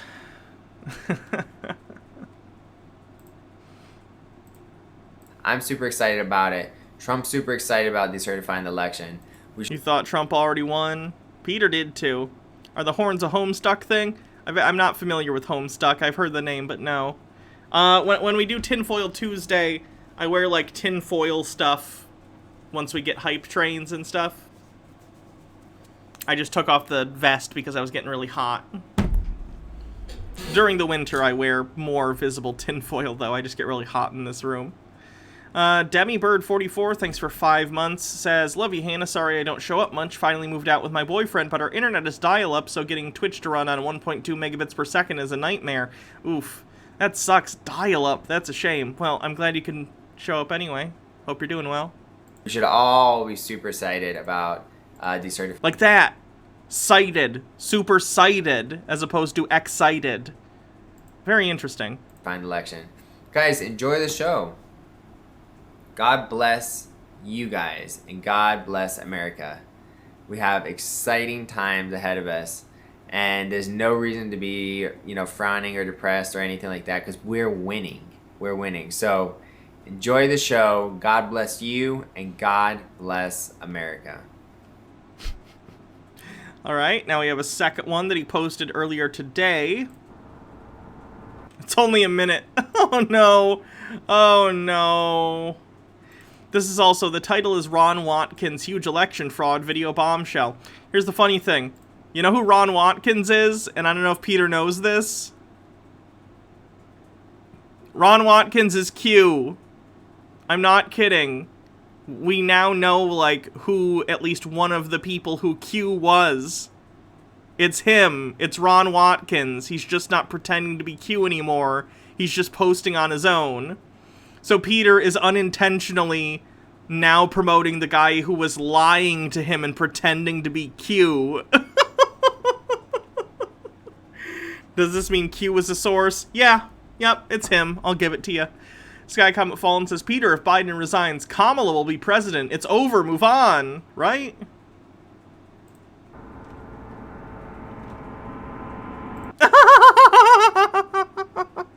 Ah, yes. This looks legitimate. I often carry around a smartphone from 2003. Actually, smartphones didn't really exist much in 2003. I often carry around a smartphone from 2005 to try and capture evidence of the biggest election fraud in history. I had one of the... Let me tell you, I had one of the pre-iPhone smartphones from like 2006, 2005. It was bad. The iPhone, guys, the iPhone did not invent the smartphone. Smartphones existed before the iPhone. They just all sucked. I hate that misconception. They certainly popularized them, though. Literally, I had a smartphone from like a year or two before the iPhone came out that had a touch screen, but it wasn't like a conductive touch screen. It was a touch screen where it was pressure-based.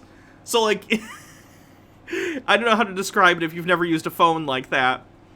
But it wasn't detecting, like, if your finger is touching the screen, it detects if anything is pressing on it. It's so bad.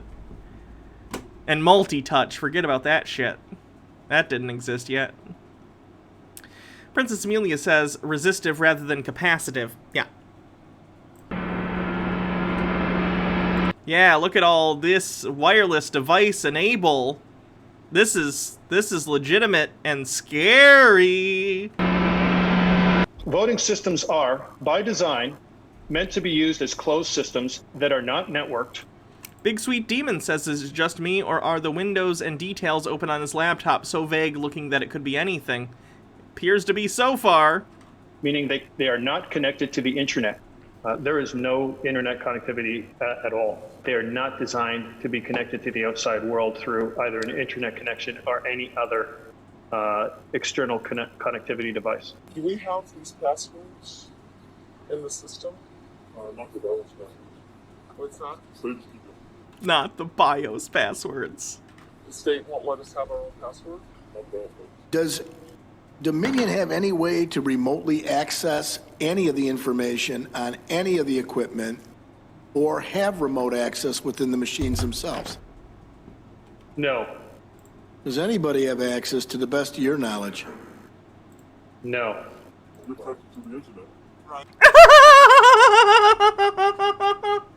Peter, let me explain how this works. If someone hands you grainy, out-of-focus footage with people's voices distorted and they're making a claim like this, they're probably lying to you. Okay? If this is the claim you're now making, because this isn't evidence, this is now a claim. You're claiming this is footage of people who are working at Dominion talking about it being connected to the internet. If that's your claim, you need to evidence that fact. You can't just say it. Especially when the person who gave you this video is Ron Watkins, aka the owner of 8chan, aka a fucking scammer, aka fucking Q. Peter legitimately just believes everything that gets put in front of his face. It's wild. No wonder he got scammed for $60,000. He has no filter. Cool Cat says, is this the new Smash Brothers leak? I wish. Can we get Q as a Smash character, please? I think they have one more left to reveal for Ultimate. Blackwing Hecate says, I wouldn't even accept this level of video for a WoW expansion leak. This one has wireless. Right. The devices are grayed out. Oh, I see. Okay. So, but you'd be able to go in and do that, though, right? By unlocking it and putting the password in? That's it? Okay, Peter. If you're watching this video, which you might, I know you watch my stuff sometimes, which is fine. Hope you're doing well. Peter, why do you think this video is legitimate?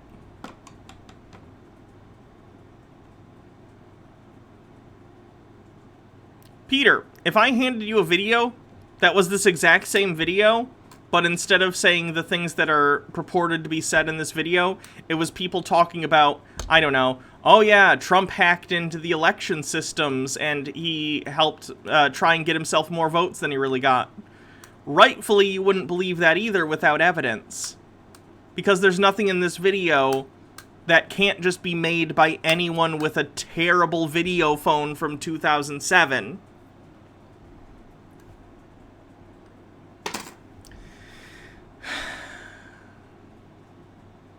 Color by Emmy says, to be fair to Peter, he has a wheelchair filter now. We're not going to talk about Peter's weird ableism thing. So anyway, Peter's desperate at this point.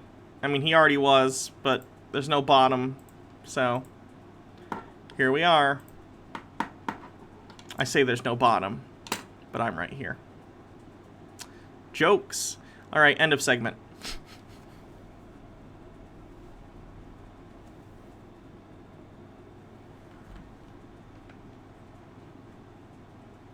Someone asks, Peter hates disabled people?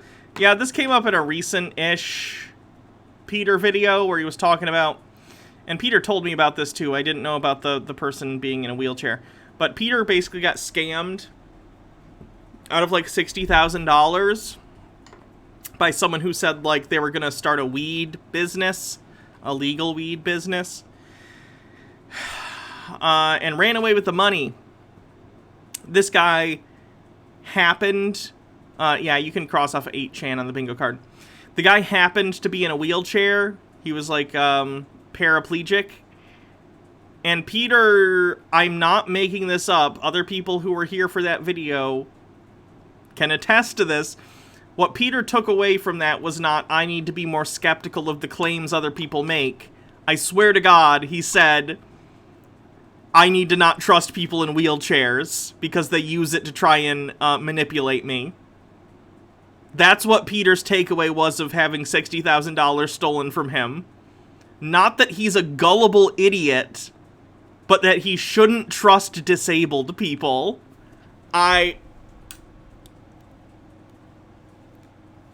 Peter's kind of a dirtbag. I don't know if you guys know.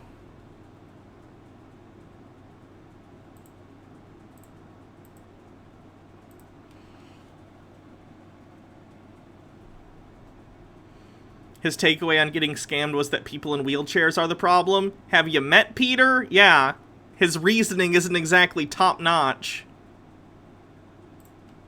Anyway. How about this Oprah clip? On my food. Okay. In order for me to do this, I just need a couple of moments. This is a New Age advocate channeling an ancient spirit.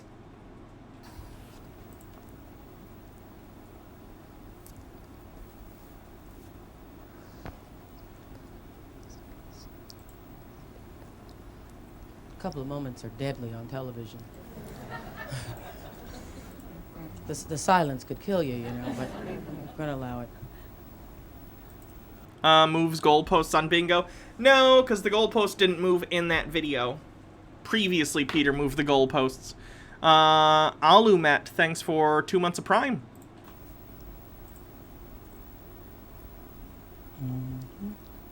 I was going to say hum a song, Oprah. What graphics card do I have? I can look it up. Let me see. Where would I find that in my information? I'm looking at my, hold on. Graphics. Device manager, maybe? Can I see under that what my different stuff is? Yeah, okay.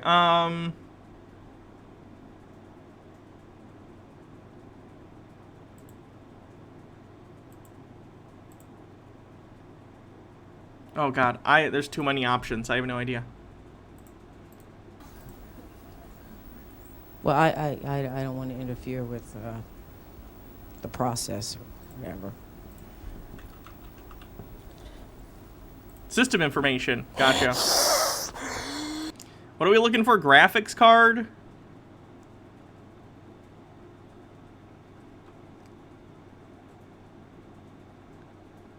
There isn't a thing that just says graphics card, so I have no idea. I don't know computer things. Processor, AMD Ryzen 7 3700X 8-core processor. But that's not the graphics card, is it? I don't know. I don't know things. Don't ask me questions. It'll be GPU. That'll help, thank you.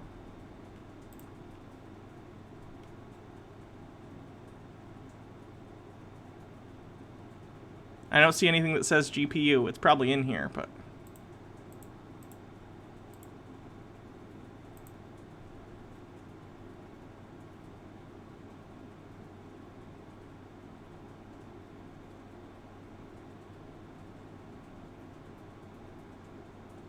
I don't see anything that says GPU.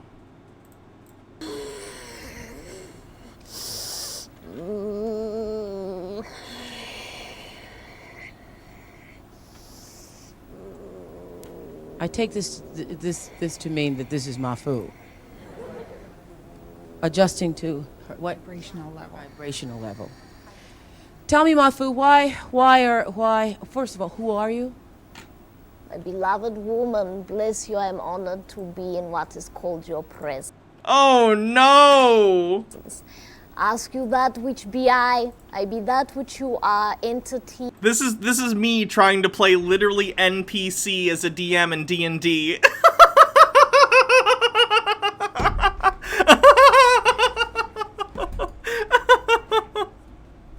Daddy Sume with the link. Hell yeah, I need some chocolate. Wait a second. A new hand touches the beacon. God damn it. I hate it.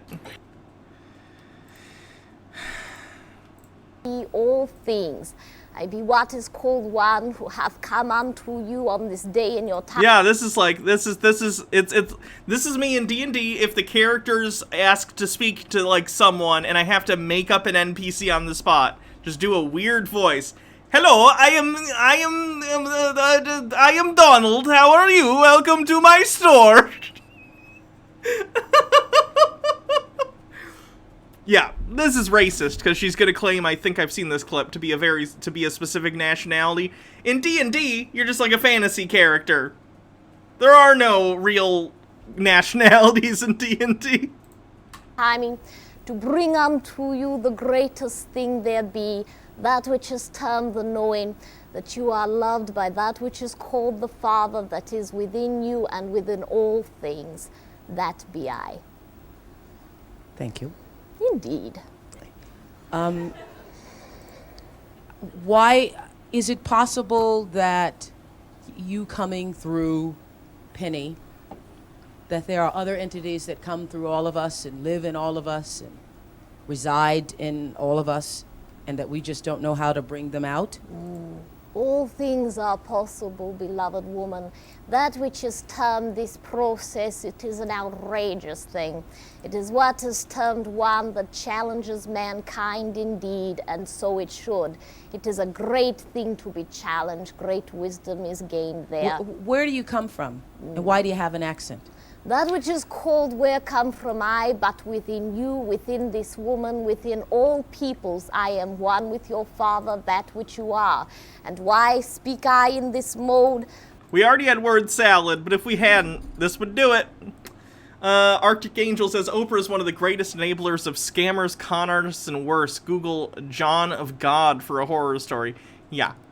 Dr. Phil, she started the career of... Did she start Dr. Oz's career too? Yeah, she's really bad. Oh, because within what is called your New Age representation. That being said, I do want to say Oprah's done some really cool charity stuff, but like, yeah, she's enabled a lot of woo-woo bullshit, and I hate it. It creates. And on top of that, she's too rich. Fucking tax her. Tax all of them. Enough controversy unto that which had already been, that needed to discharge what had come to create a following, and thereby to hold God, and unto what is termed the understanding of that which is termed they who seek wisdom through that which I am. Okay. Hi, YouTubers. I'm excited to give you an update about our own YouTube channel. Okay, I found the graphics thing. Adapter type. AMD Radeon graphics processor. Is that it? Adapter description. Radeon RX 580 series. Is that it? Is that the question that was asked?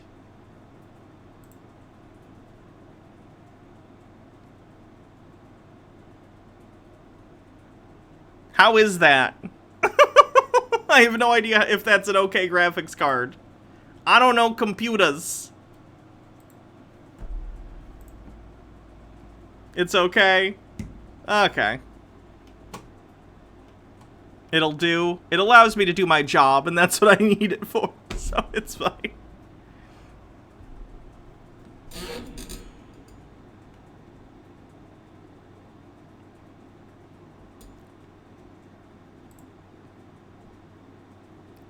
Okay, we're gonna take a sec and take a break from the conspiracies just for a second, because I wanted to make fun of this Gordon Ramsay video. Again, I've talked about Gordon Ramsay before. I find Gordon Ramsay incredibly entertaining. I've watched basically every episode of Kitchen Nightmares, both UK and US. I watched that Hotel Hell show he did. I've seen MasterChef Junior. I don't really like regular MasterChef. I've seen all sorts of shit he's done. He's an entertaining character. I don't particularly like Gordon Ramsay as a person. He kinda seems like an asshole, and I'm not just talking about his TV persona. I'm talking about the real Gordon Ramsay as a person. But either way, I don't necessarily have anything against him. He's just not someone I would care to know personally. Either way, there's no denying that Gordon Ramsay is an amazing chef. You know, 3 Michelin stars, multiple huge restaurants, global sensation. Gordon Ramsay's an amazing chef, regardless of my personal feelings on his personality. This is the only time I think I'll ever be able to say I could make a food item better than Gordon Ramsay. Because this grilled cheese is an atrocity, and he should be fucking ashamed that he posted this. Arctic Angel says Gordon, quote, black bastard Ramsay, a thoroughly unproblematic figure indeed. Oh no. Did he call someone a, quote, black bastard? Oh no. Anyway, let's check this out. This is a grilled cheese video. Yeah. I grew up with it. That was cheese on toast. But there's something quite amazing for a grilled cheese, especially when you have these incredible cheeses. A Romano with pepperberry and Asiago. Okay, here's his first mistake. Kirthan says our grilled cheese would like to know his location. Here's his first mistake. Now, everyone here knows that I'm a big fan of cheese. I love cheese, okay? My favorite cheeses, in fact, are hard cheeses. I love Asiago. My favorite cheese currently is an olive oil and herb Asiago that's at a local store. It's really good. You do not want, however, the base of your grilled cheese to be Asiago cheese. It's too hard, it's too dry, it's not going to melt properly. You're gonna end up with just bricks of warm, hard cheese. And that's not what you want for a grilled cheese. You want a medium soft to soft cheese, not too soft. You know, you don't want like fucking cottage cheese on a grilled cheese. You want something that's going to melt properly. Now, I would, however, recommend you then take something like an Asiago, something strong with a flavor, and maybe grate a little bit of that onto it, either on the outside if you want to like toast it a little bit, which is pretty good. If you've never put like a little bit of cheese on the outside of a grilled cheese, pretty good. Or on the inside, you can grate a little bit of it. Just a thin layer so that it will melt, but you do not want to just cut chunks because it's not going to melt properly, okay?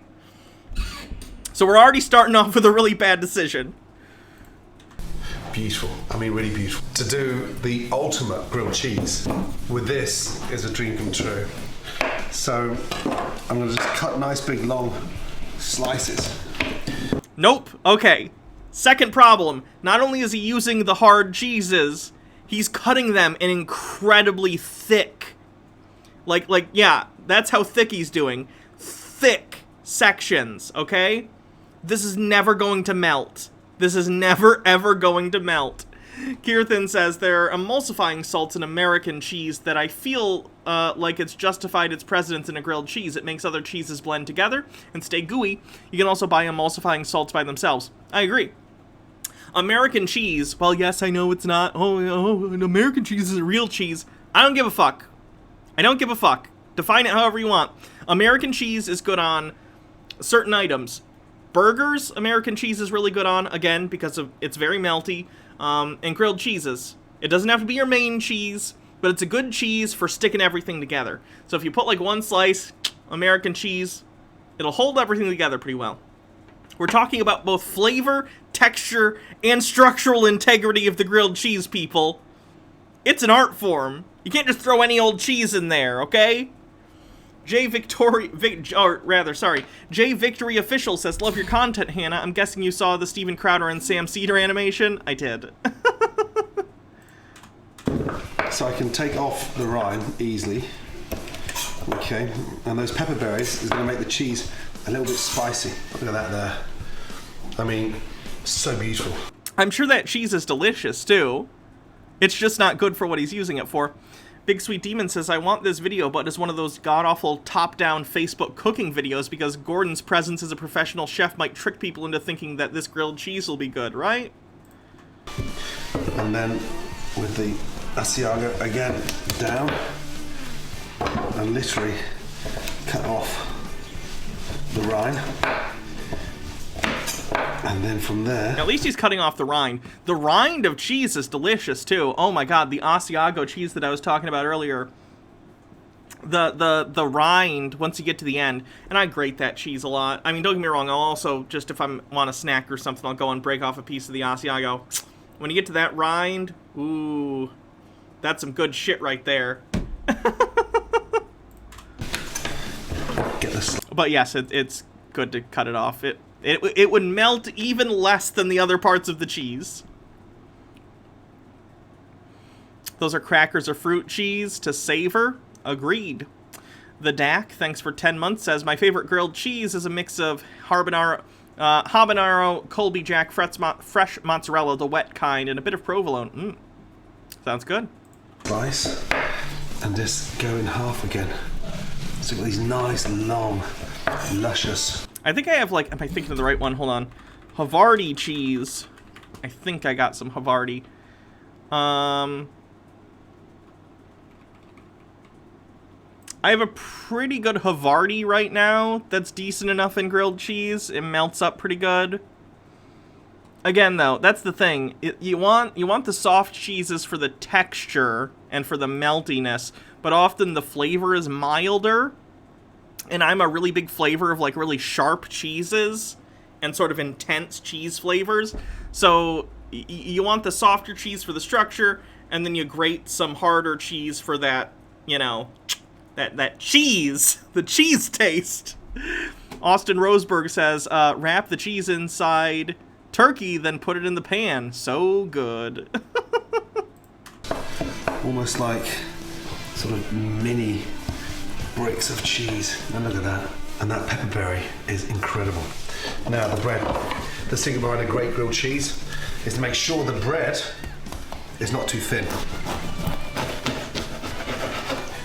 Look at that. Looks like great bread. The beautiful, locally baked country bread. Now, from there, a little bit of butter, okay?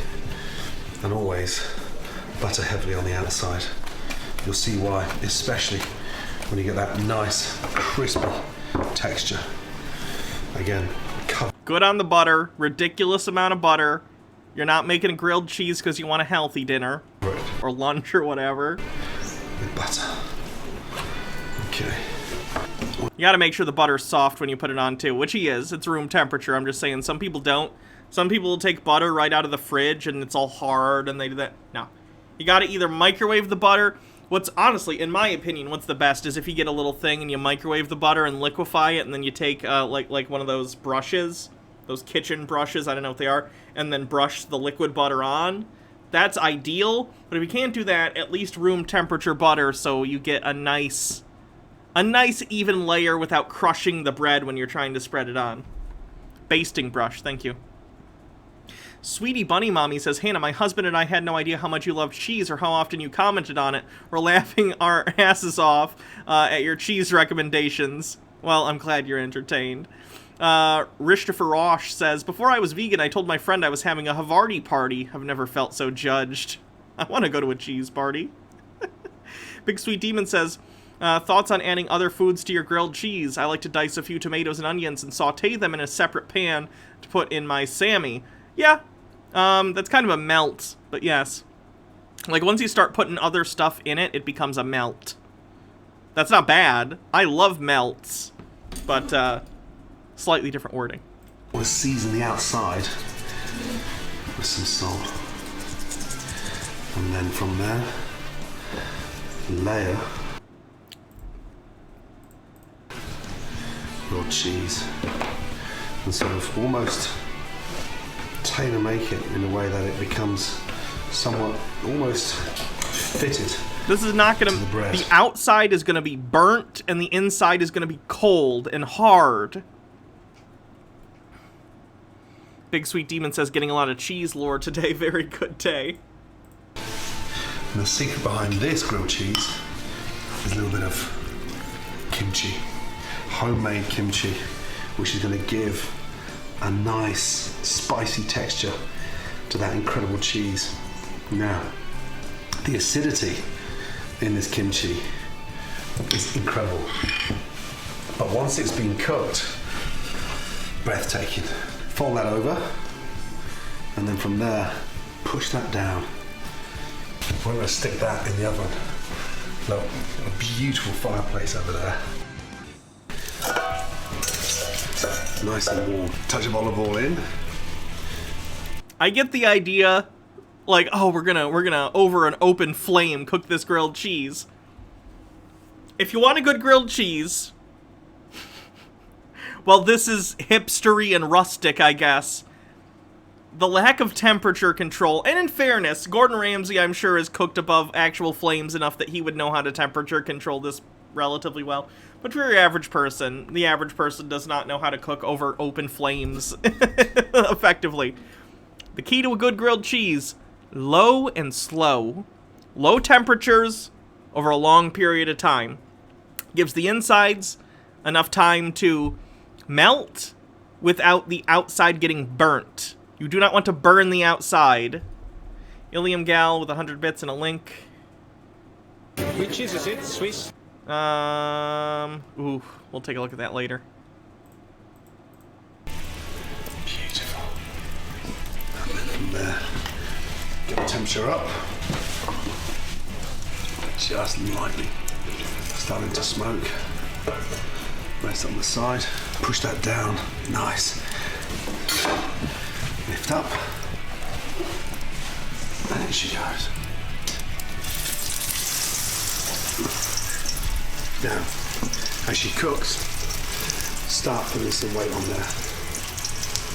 I can already tell this is too hot.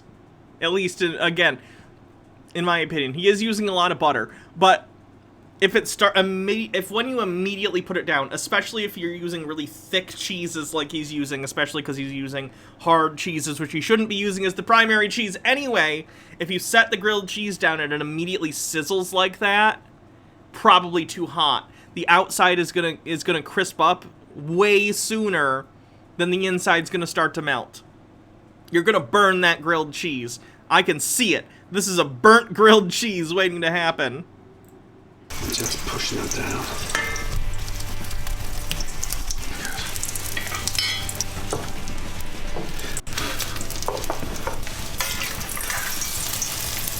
Yeah. Oh, yeah. Look at that fucking burn. See what I'm saying? And look at the cheese so far. Not only did he burn that, again, 3-star Michelin chef, okay? He's obviously a great cook, but this is a shit show. The crust is fucking burnt, and the inside isn't even a little melted. It's a hard block of cheese. This is such a fucking mess. Why did they post this?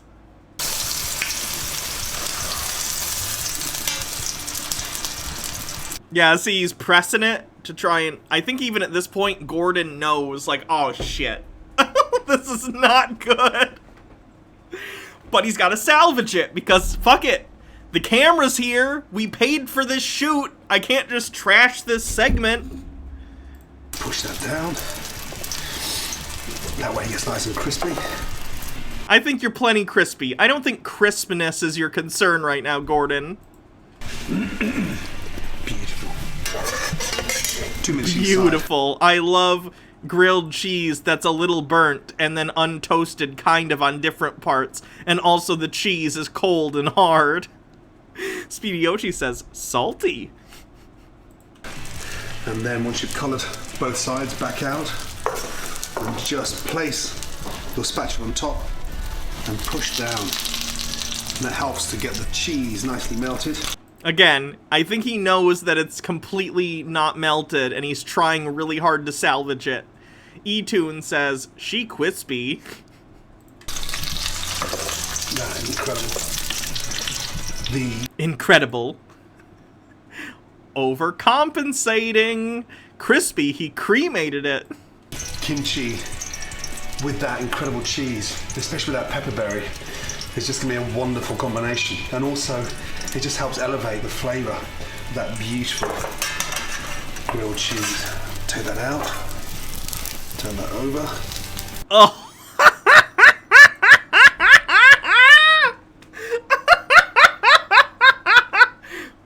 Not even a little melted. Not even a little melted. It's probably harder than when it went in. And yes, he is trying to hide the burn, the really bad burn that he did. How could he have fucking posted this? Jay Victory says, I saw Matt Walsh and it reminded me of his reviews of popular rap songs. His commentary was better than I thought it would be. Cool.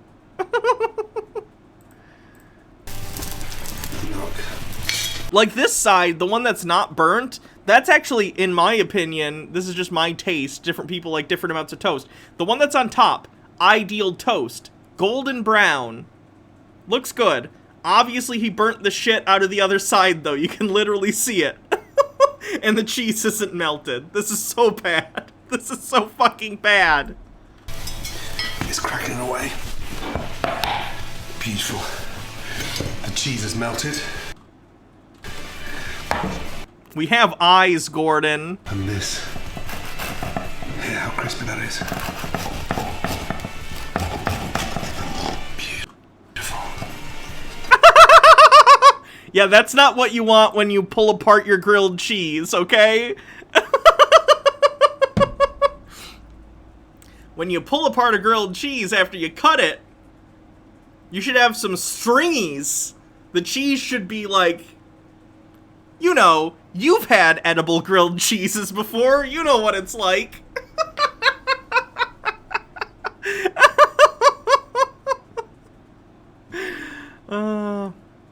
Big Sweet Demon says, watching Gordon effing Ramsay fuck up a grilled cheese, which can arguably be considered depression food from the ease with which it can be made, is giving me the most catharsis since the election.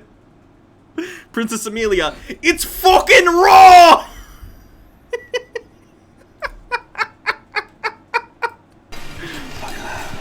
Oh, it's so bad. You could even see it looks like the center part of the cheese, because there is a color difference between the outer edge of the cheese and like the center. The outer edge looks like something happened to it. I don't know if it's melting, but clearly the temperature did something. But the center of that cheese nearest the kimchi looks completely fucking cold. I don't even think it got warm. Oh my goodness me. Hearing him have to pretend like this looks good is so fucking funny to me. He's like, oh yes, my goodness, beautiful. Like, no, Gordon. Gordon can probably get away with this with a lot of foods. Like, I'm sure Gordon has just fucked up before on dishes, but no one notices because, you know, I don't know how to make a beef Wellington. If he fucks up a beef Wellington, but he's like, "Oh, it's beautiful," I'm like, "Oh, I guess that's what a beef Wellington's supposed to look like." Everyone's made a fucking grilled cheese before. Everyone can see that this is bullshit. slice that in half again. Oh my god. He's cutting it in even smaller bits. He's like, which part's the most melted? Let me try and find that.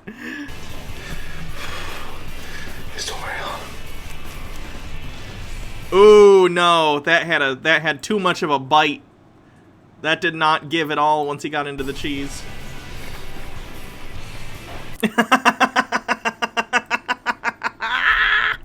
Oh my god. That is incredible. Mm-hmm. That pepperberry, spicy. The acidity of that kimchi and that bread cooked in the open fire.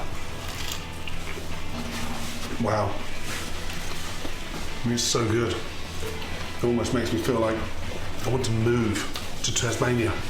That is delicious. I guarantee that went directly into the trash. No one ate that. Let me know in the comments what you think of that amazing dish. And if you missed Uncharted, trust me, you can watch it on the... What do the comments say? It's not even fucking melted, Gordon!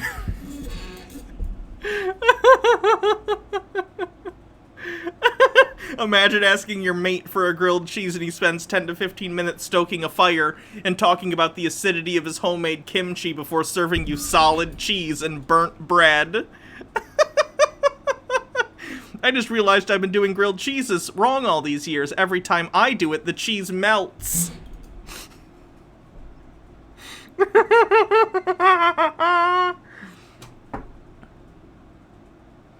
If someone served this to him, he would literally end their career. Yes. Yes. Gordon acting like every chef in Kitchen Nightmares in denial about how bad their food is. This is perfect. It's delicious. When you can see the stone-cold, unmelted bricks of cheese on burnt bread.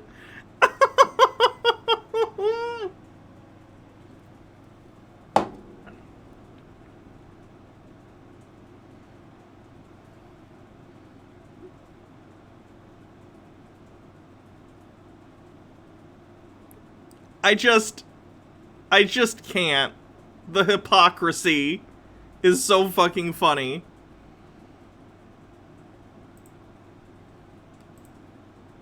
Alright.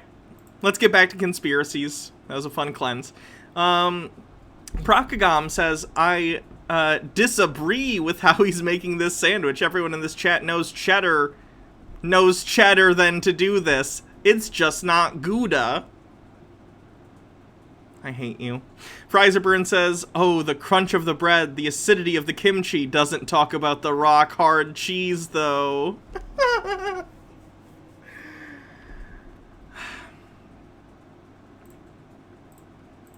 Alright, let's talk about clones. My first gen was born in Jersey. However, I was cloned by Clonate in Canada. My model number is 0112568, if anyone wants to see the registration and cloning. Please. I'd love to see your clone registration. Mike Mack says, well, this was a Gouda time. Here is the CEO and founder of Clonaid. Is Bridget Boisselier, who is scientific director for a private company called Clonaid. Thank you for joining us. Oh god, did I miss more bits? I suck. The real question, why did he post it? Because he filmed it. Gordon Ramsay is nothing if not a consummate capitalist. He spent the money to have the guy come over and film it. He's gonna post it. Thank you for an invitation. Sure. Tell us first what Clonaid is and what the company is working on right now. Clonaid.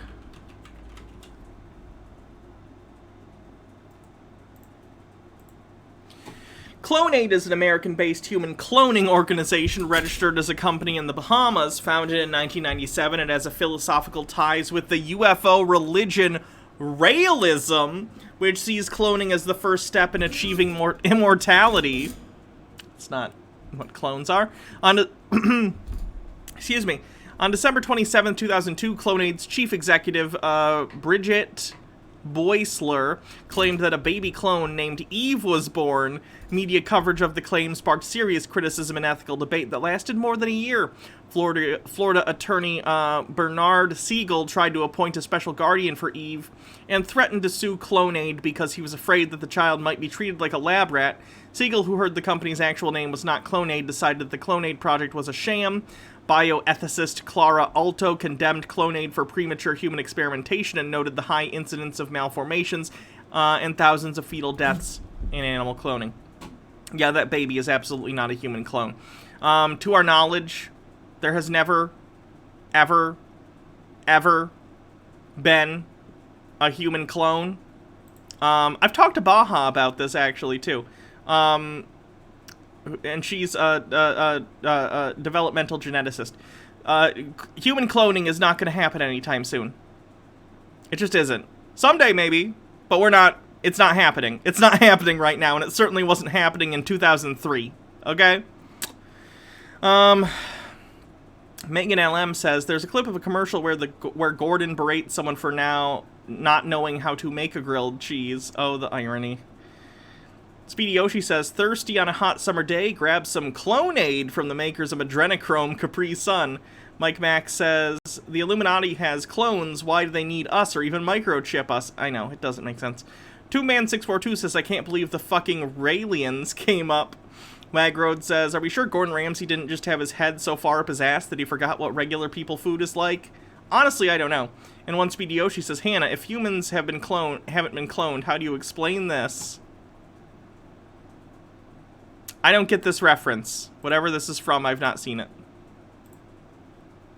Oh, this is their website. Look at their website! All this talk of genetic modifications, all this talk of genetic modifications is so alienating. I feel so clonely. Fuck you. Apparently they put all their money into miracle science of human cloning and not a web designer. Products.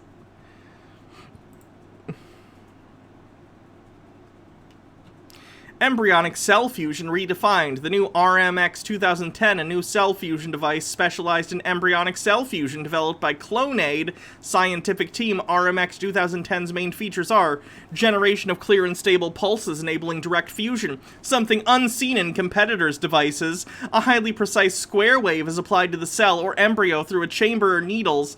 Operating range 5 to 200 volts, 10 to 990. I don't know what any of this means, or if it even means anything, or if this is just technobabble bullshit that means nothing.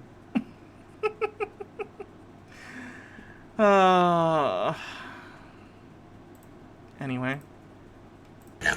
Okay, so Clonaid is a private company. We founded that 4 years ago, got the funding to really have that last August.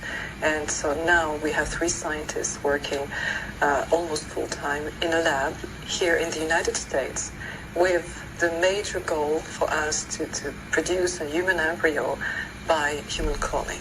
She is also a member of Raelism, which is a UFO religion. Here you can see the logo. That's an unfortunate logo.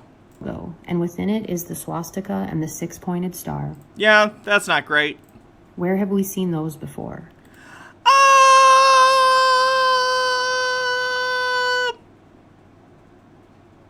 Does anyone have overt anti-Semitism on the bingo card? I thought that was something that got added, because we had like dog-whistled anti-Semitism. Yeah, do overt anti-Semitism. Speedy Yoshi says, an upcoming movie where a couple finds a half-human, half-lamb hybrid and adopts him, but then have to deal with the consequences of whatever dark force made him or something from Midsommar and Hereditary people, so probably be good. Oh, okay. Daddy Sume says, okay, listen, your fiance may be highly educated and incredibly intelligent person who definitely has a cute nose, but I read on the internet that clones are real, and that makes me scared, so that it has to be true. Mike Mack says, Umbrella Corporation, is that you? Kippy says, my own clone! Now neither of us will be virgins. Oh. More patterns. Raelism teaches that an extraterrestrial species, known as the Elohim, created humanity with advanced technology. These Elohim created 40 human hybrids that have served as prophets to disclose the human origin. They claim these prophets are Buddha, Jesus of Nazareth, and Muhammad. They also believe that when Jesus returns, it will be his clone. Raelians call their approach scientific creationism, otherwise known as intelligent design, with efforts to push human cloning. In 2005, George W. Bush said that he believes intelligent design should be taught in all schools. Yeah, Bush is an idiot. So, Daddy Sume says, real question, is having sex with your twin, clone, homosexuality, or masturbation? If it's your twin, it's incest. If it's a clone, I'd still probably compare that to incest. JV Victory Official says, Michael Jackson, Kodak Black, Gucci Mane, Kid Boo. Ah, yes, all the really important people that need to be cloned. In the book Family of Secrets, The Bush Dynasty, Russ Baker confirms the existence of more than one version of Bush Jr. It has been said that there are 14 versions. Confirms? I don't think that word means what you think it means. Of him, all birthed by surrogate mothers, that would be able to replace Bush if he were ever to go insane or die.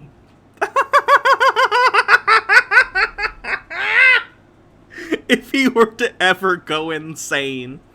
I guess being haunted by that many Middle Eastern children that you killed, that probably would drive anyone crazy, huh?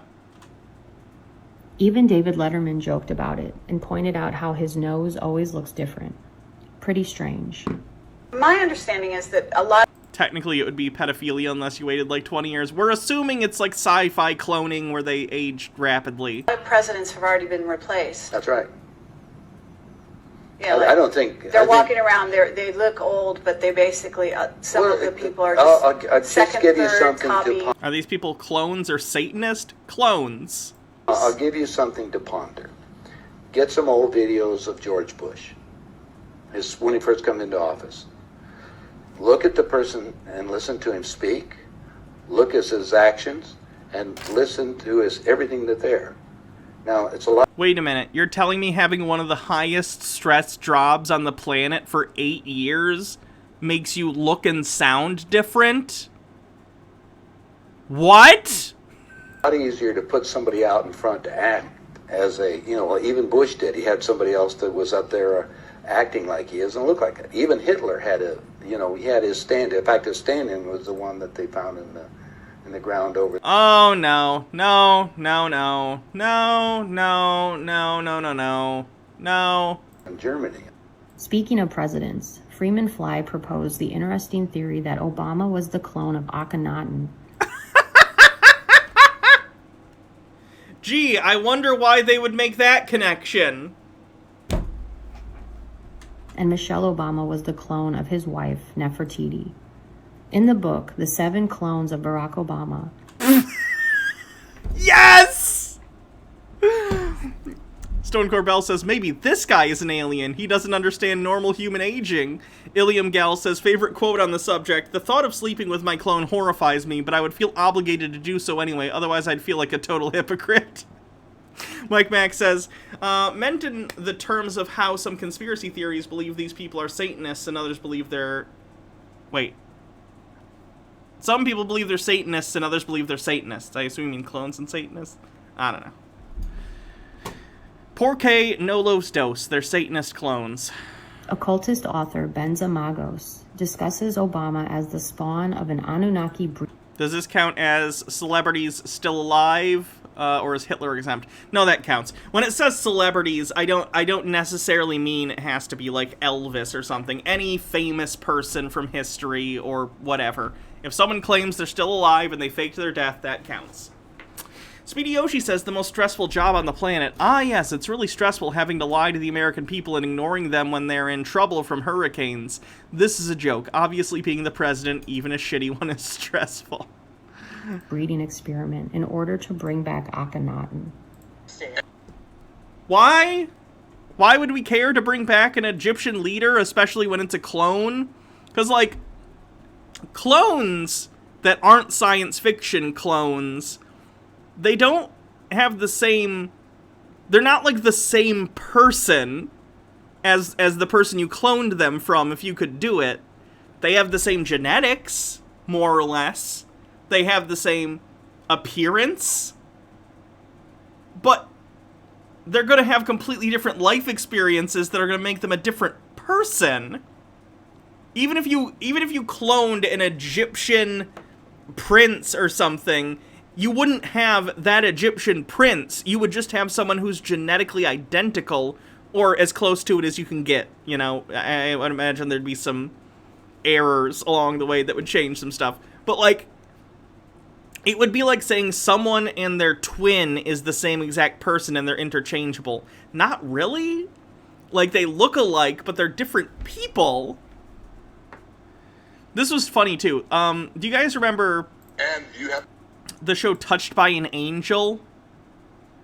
For those who don't know the show Touched by an Angel, it's a little bit like Quantum Leap or The Incredible Hulk, in the sense that it's a show where, like, every week it's a new cast of characters, except for the main character, whose job it is to intervene in people's lives and help them out. You know what I'm talking about? That sort of genre of TV show. The weekly, I pop into people's lives and fix their problems. The premise was that it was an angel in training, a guardian angel, who did this. And there's one episode that I still remember because it's so funny to me. The mission of that week was MacGyver, good example, similar stuff. Knight Rider, sure, yeah. Highway to Heaven, good example. Okay, let's stop naming shows. Greatest American Hero. Stop naming shows! Okay. Matlock, kind of. That's more of a crime show. That's a little different. That's sort of its own genre. A-Team, yes. Small Wonder, haven't seen it. Okay, shut up. Everyone shut up, I gotta think. Oh, okay. So, there was a, Everyone stop, now I'm just reading all your comments. We're so off track, yes. Okay, so anyway, this episode of Touched by an Angel. The angel got assigned to this scientist who's working on cloning, and she wants a baby. And she's gonna secretly clone herself a baby and carry it, you know, as the mother. And the clone she's going to make is of, I'm not kidding, Albert Einstein. She has access to Albert Einstein's brain, and she is going to clone Albert Einstein, implant the Albert Einstein clone in her, and then be the baby of Albert Einstein's clone. So, Touched by an Angel was a really socially conservative show. So, the show was like anti-in vitro fertilization, anti-cloning, because, you know, they're like, oh, but God doesn't want humans to meddle and things. So the thing that actually changes the mother's opinion and decides not to have an Einstein baby at the end of the show is she's like, I just want a baby so bad, and I want to share Christmases with them. And the angel, like, looks at her and is like, but, let's call her Amy. But Amy, Einstein was Jewish. And that's the moment she's like, I can't have Christmases with this baby. They're cloned from a Jewish person. So she decides not to clone Einstein. As if your religious and cultural beliefs are genetic. Like, lady, if you have an Einstein baby and raise this baby to be Christian, or even just, like, culturally neutral and celebrates Christmas, the baby's gonna celebrate that. Like, what the fuck? I love Touched by an Angel. It's terrible. I love that show. I own, like, all 7 seasons on DVD. Now, mind you, that's because someone sent them to me in the mail, but I still own them. Tea with Goblin says, this is a circus of conspiracies, send in the clones. Speedy Yoshi says, Cleo, don't get on that plane. Cleo, don't get on that plane. I don't know what that's from. Mike Mack says, send this to Peter and say the Illuminati control the military because they're all clones. Stone Corbell says, Akhenaten features in a lot of Ancient Aliens nonsense because he was unique in initiating a monotheistic religion in Egypt during his reign. I've seen several Ancient Alien shows theorizing Akhenaten was an alien or took direction from aliens. Overthought says, it's like these people haven't seen the scientifically accurate episode of American Dad with Steve and Steve Areno. You can clone a person, but they won't be the same. Felix Night Owl says, would a Loki and Sylvie situation be incest or masturbation? I don't think it's either. Because I think they're completely different people. I know they fit in the same theoretical role in their respective universes, but I don't... They didn't grow up together. They aren't the same person, except in the metaphysical sense. And as far as we know, they're not genetically related.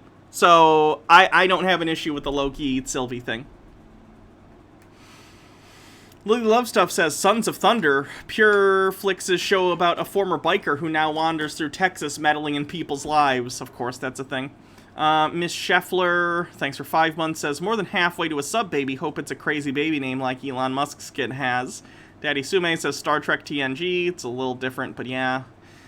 Speedy Oshi says, when are you go reviewing the clone episode of Touched by an Angel on Hannah and Jake? I'll pay you in bankruptcy.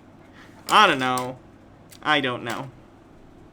To realize that there's more than one Obama. Okay. They're clones. All right. Well, it would take a lot. No, you have do to. a lot of that. No, and you think I'm kidding you? I'm serious. Okay. You when you see the clone can sing, Clone Obama? and dance. The clone of Obama is a showman? I respect that. Can we just run... Since Obama had his 8 years, are we going to run Clone Obama? It's just going to be Clone Obama. It'll be like the Obama years in that almost nothing will get done. There'll still be drone strikes, but also song and dance president. That's fun. Yeah. The real Obama. You can't say. And whenever you see his wife with the clone. Mitchell Drummer says, can I share the GoFundMe of someone who's a fellow viewer about to be evicted? Yeah, go for it, please. Daddy Sume with some sort of link.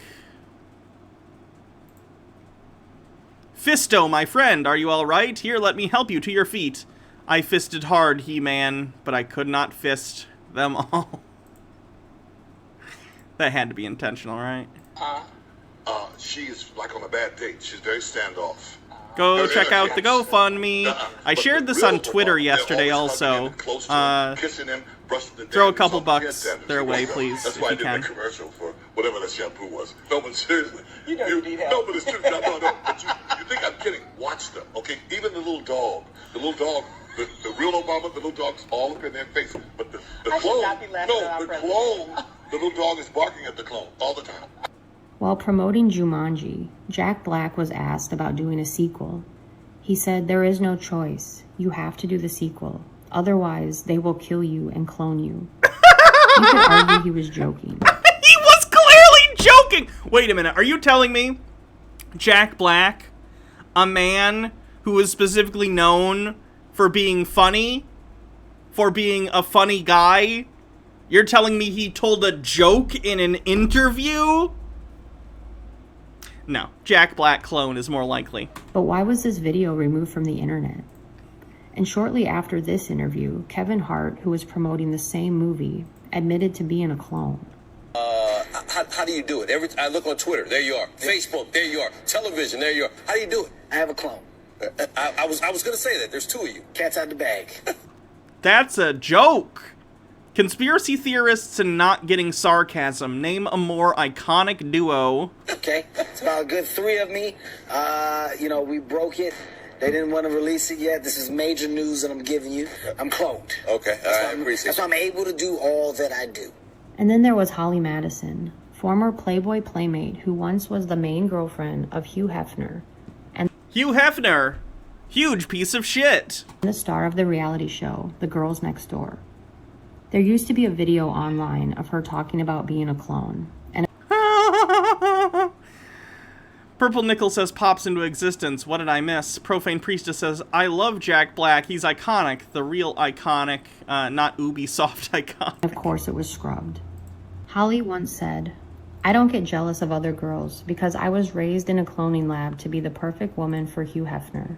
So other than the fact that my IQ's probably a little higher than he would like, I have nothing to worry about.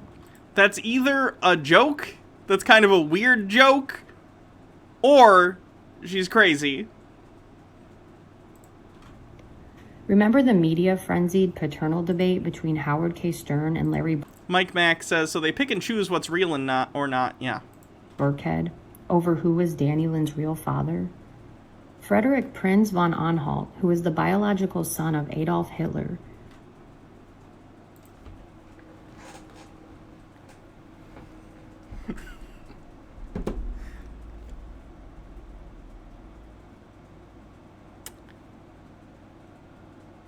That's not a thing. That is not a thing. Now, don't get me wrong. If it came out like, oh, Hitler had some illegitimate children that we didn't know about, and it was actually like a verified thing, that wouldn't necessarily surprise me. He was a world leader and a dictator with ultimate power. It wouldn't surprise me if he took advantage of that. But there's no evidence of that as of right now, nor in the last, almost century, 80 years, whatever. So no, that's not true. Came forward to claim that he was the real father. The paternity battle quickly morphs into a bizarre spectacle when Zsa Zsa Gabor's husband, Prince Frederick von Anhalt, holds a press conference to declare he may be Danny Lynn's biological father. Well, I can tell you they are not a father. They're relatives. Hitler absolutely had living relatives, so they're members of, like, the Hitler family out there, but they changed their names and they're not his kids. When you go out very often till 4 o'clock or, in the morning and descendants you of do his something, children. things you don't You even didn't know have the next any. day what you did. How much weirder can this get? I'm telling you, they keep these bloodlines hidden. The film Boys from Brazil is about a cloning expert who implants numerous surrogates with Hitler's sperm. Oh, this is for sure on the bingo card. What is it? Cites fiction as fact on the bingo card. In hopes that they will turn out just like the original Hitler. That's not even how things would work. Miss Scheffler says, Hitler had no children and his whole family made a decision to not have kids so the bloodline would die off. That's interesting. I guess I could understand their reasoning, but also, I don't think it matters. I don't think Hitler had a gene that made him evil. He was just a dick. I would highly recommend, by the way, if you haven't seen it, the Behind the Bastards podcast. They have multiple episodes on Hitler, and they're very interesting. Hitler was a really, hot take coming in. Hitler was a fucked up dude, but, like Hitler's earlier life, I'm talking about, is very, very strange. Very, very strange. Like, nothing would ever excuse what Hitler did, but some of his childhood and stuff makes me go, gotcha. Hitler did the one thing in bed he could never do in other countries, pull out. That was pretty good. Variegated said, hey, so I lost my job yesterday and I wasn't going to say anything because Hannah's stream have kept me distracted. But I just wanted to say thanks to Hannah and chat for helping me. Even if you don't know it, it means a lot in my world right now. For anyone curious, I was let go for physical ailments that my work has exacerbated. I've been with this place for over 2 years and I worked at a hospital. I'm trying to stay in the company. I'm really sorry to hear that. That really, really sucks. Speedy Yoshi says, hot take, Hitler was a bad dude. Well, it might not be a hot take now. Oh, yeah. The quartering. Remember that time someone said, fuck Hitler? And quartering said, yikes. To saying, fuck Hitler. Oh. Well, our scientists have learned how to make people. They call them synthetics. Are you familiar with those? Well, it's a synthetic. A synthetics, when you touch their skin, it feels like plastic almost. Thanks for hosting, Jake. That's the latest technique. The old techniques, if you guys can rent a video, the Boys from Brazil, rent it, because in it, GG it gives you exactly Raven. how our Thanks for government's following. been making people. Really? The movie Boys from Brazil was written by Ira Levin. He was an American novelist whose book centered around exposing Satanism, the occult, human cloning, and ritual murder. Human cloning isn't a thing. Even, like, okay, so you know Dolly the sheep? You thought Jake just went live? He may have. I don't know what happened, but it says he hosted me, at least for a sec. Anyway, Hackerman5001, thanks for following. Oh gosh, what was I gonna say? What lost my train of thought. Oh, again, the famous clone sheep. Dolly. The Dolly thing was a fluke. Like, it's awesome that it happened, but, like, there's a reason we don't have a whole bunch of clone sheep. You know what I mean? In terms of experimentation, like, even in a lab setting. It's because the Dolly situation was, like, it's shocking that the Dolly situation lasted as long as it did. We're not even on the ability to, like, effectively clone healthy other mammals, much less humans. If you could choose one person to clone, who and why? No one? Like, it just doesn't matter? You know what I mean? Like, let's say, what if I said, oh, I want a clone of Abraham Lincoln. Okay, now it's just a kid that has the same DNA as Abraham Lincoln. This kid didn't fucking win the Civil War. He's just a baby who has Abraham Lincoln genes. Two Man says, when will stupid people in the media understand that cloning does not copy memories? I had enough of this shit with the Metal Gear Solid franchise. So I'm saying I'd clone Elon Musk. Got it. Yeah. Here's what I think would be an effective use of cloning, okay? An effective use of cloning would be something along the lines of, we need, you know, and I think the movie The Island kind of got into this too. Let's say you could clone, I can go and pay money to some company, or ideally just a government thing, and it's the future. This is sci-fi technology. They take some DNA from me, and somewhere in a vault somewhere, they clone an organ sac. It's not alive in any sense of the word. It's not conscious. It doesn't have a brain. It doesn't even look like a person, because it's not a person. It's just a sac of organs that were grown with my DNA. That way, if I get in some sort of accident or something, then they can just pull from that, get like an extra heart or a lung or whatever, and put that in me, and then you don't have to worry about, like, host versus graft. I don't really see a practical application for human cloning other than that. Why do you want a direct DNA copy of another person? It doesn't... For what? He also wrote Rosemary's Baby and The Stepford Wives. Spoiler alerts ahead. The 1975 film, The Stepford Wives, is centered around a Manhattan family who decides to move to the suburbs in hopes of a safer life for their children. The father joins a secret society where all the male members have killed and cloned their wives in order to program them to their liking. But what about the Matthew Broderick remake? They were robots in that one. Blackwing Hecate says, hums the Clone High theme. The main character, Joanna, meets Bobby, and they become fast friends. They gossip about how bizarre all the women in town act, and they form a women's liberation group to try... We don't talk about the remake? What, you don't like the subplot about the gay Republican politician? How dare you? Stromboli for Wi-Fi says, Hannah, it's not gay when it's in a 3-clone 3-way, it's just masturbation. Daddy Sume says, they never said what happened to them. They have it as a mystery. To wake them all up.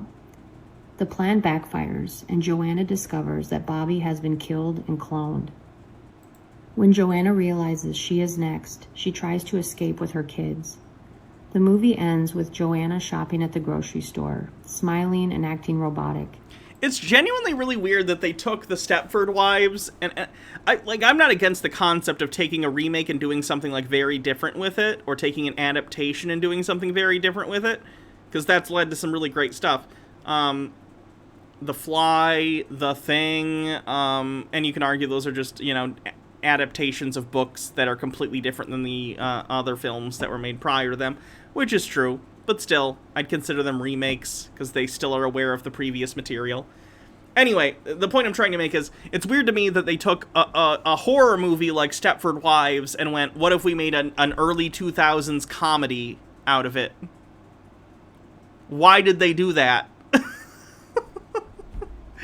Lily Love Stuff says, there's a book I really liked called Never Let Me Go by Kazuo Ishiguro, about clones who exist to have their organs harvested eventually, and the clones live as nurses until it's time for them to have their organs harvested. It's pretty good, but bleak. Sounds like the movie The Island, with Ewan McGregor. Hold on. The Island. Ewan McGregor. It's not a good movie, but I like this movie, if you haven't seen it. It's people who... Oh, and Scarlett... Is that Scarlett Johansson? Oh, shit. I forgot she was in that. It's about people who think they live in sort of a utopian... Spoilers, I guess. It's about people who live in a utopian society. They think the world has ended, but they're survivors that have, you know, they exist in this sort of utopian facility for the survivors. And then there's like a lottery, and if you win the lottery, then you get to go to the island, a tropical paradise where you'll get everything you ever want, but no one will ever see you again. Surprise! There is no island. They're all clones who have been cloned in order to provide the wealthy with extra organs. So if someone, you know, gets injured, then then their clone gets sent to the island where really they kill them and harvest their organs. It's not a good movie, but I enjoy it. Lily Love, nope, read that one. Color by Emmy says, The Island was based on Parts, the Clonus Horror, even worse movie. Daddy Sume says, I love this movie, I just forgot who the co-star is, and fuck you. Fuck you, Daddy Sume. Go be horny or something, okay? Blackwing Hecate says, Parts is goofy as fuck version of that movie, covered by MST3K. Oh, cool. I'll have to check it out sometime. And as she passes her old friend Bobby, they politely greet each other, engage in a short, superficial exchange, and go about their day. And it is at that point like we Satellite know Joanna 5 was killed and cloned. They always say writers write what they know. What did Ira Levin? That's how we know H.P. Lovecraft invented a time machine. Or not H.P. Lovecraft. God damn it. I always do that. Why do I always confuse those two? Not H.P. Lovecraft. The other one. The one that wrote the time machine. H.G. Wells! H.P. Lovecraft. H.G. Wells. I always do that. God damn it. Really know. Jeffrey Peterson is an American tech pioneer who created the Latin social media site KPasa. He is a Democrat and is very well connected through politics and Hollywood. In August of 2018, he started tweeting a number of threads about human cloning. They have all been removed, but I found and saved an archive of his old tweets. This is not a joke. I said I will never lie to you, and I will not. I clearly overheard it, and I could see that others who were there were also uneasy. I know what I heard. They are doing real-life experiments with cloning on remote islands. This is truth. Oh, no. What I heard that evening at the event where I had been invited was not improper for me to hear. Very clearly, loud and clear, that top personalities associated with the U.S. Democrat Party are very involved in experimentation with cloning of biological... Specifically the Democrats, though. That's fun. It's funny how all these conspiracy theorists, it's always the Democrats. It's always the people they disagree with on policy and social, you know, stuff. That's convenient. Steve with a Q says, Snipe becomes a stream boss. Biological beings. His second thread, which appeared a year later in 2019, discussed a conversation he overheard between Nancy Pelosi and John Sperling about a remote cloning project. Jeff Bezos was not there, but they... They were talking about him. And Nancy Pelosi kept saying, "He's doing mine. He's doing mine." Again, guys, this doesn't even make sense as an evil plan. I'm pretty sure Nancy Pelosi already has children. Her children are exactly the same thing as a clone. If you cloned Nancy Pelosi, it wouldn't be Nancy Pelosi. It would just be a baby that had the exact same DNA as Nancy Pelosi. It would not grow up to be Nancy Pelosi. Nancy Pelosi that we know would still die of old age like a normal person. There's no benefit to cloning yourself unless you're a narcissist and you just want to raise a child that's just a young genetic version of you. I preface it by saying, as you probably saw, there are military on the steps of Lincoln Memorial. Mike Mack says, do people forget X-23 was a thing? The clone of Wolverine, you mean? What is it? And remember this crazy video of Hillary Clinton? There were like balloons falling.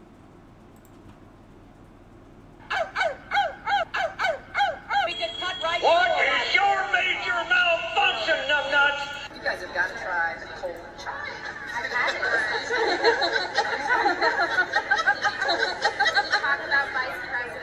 Yeah, she's just like being silly. I don't like Hillary Clinton either. You guys have got to try the cold chocolate.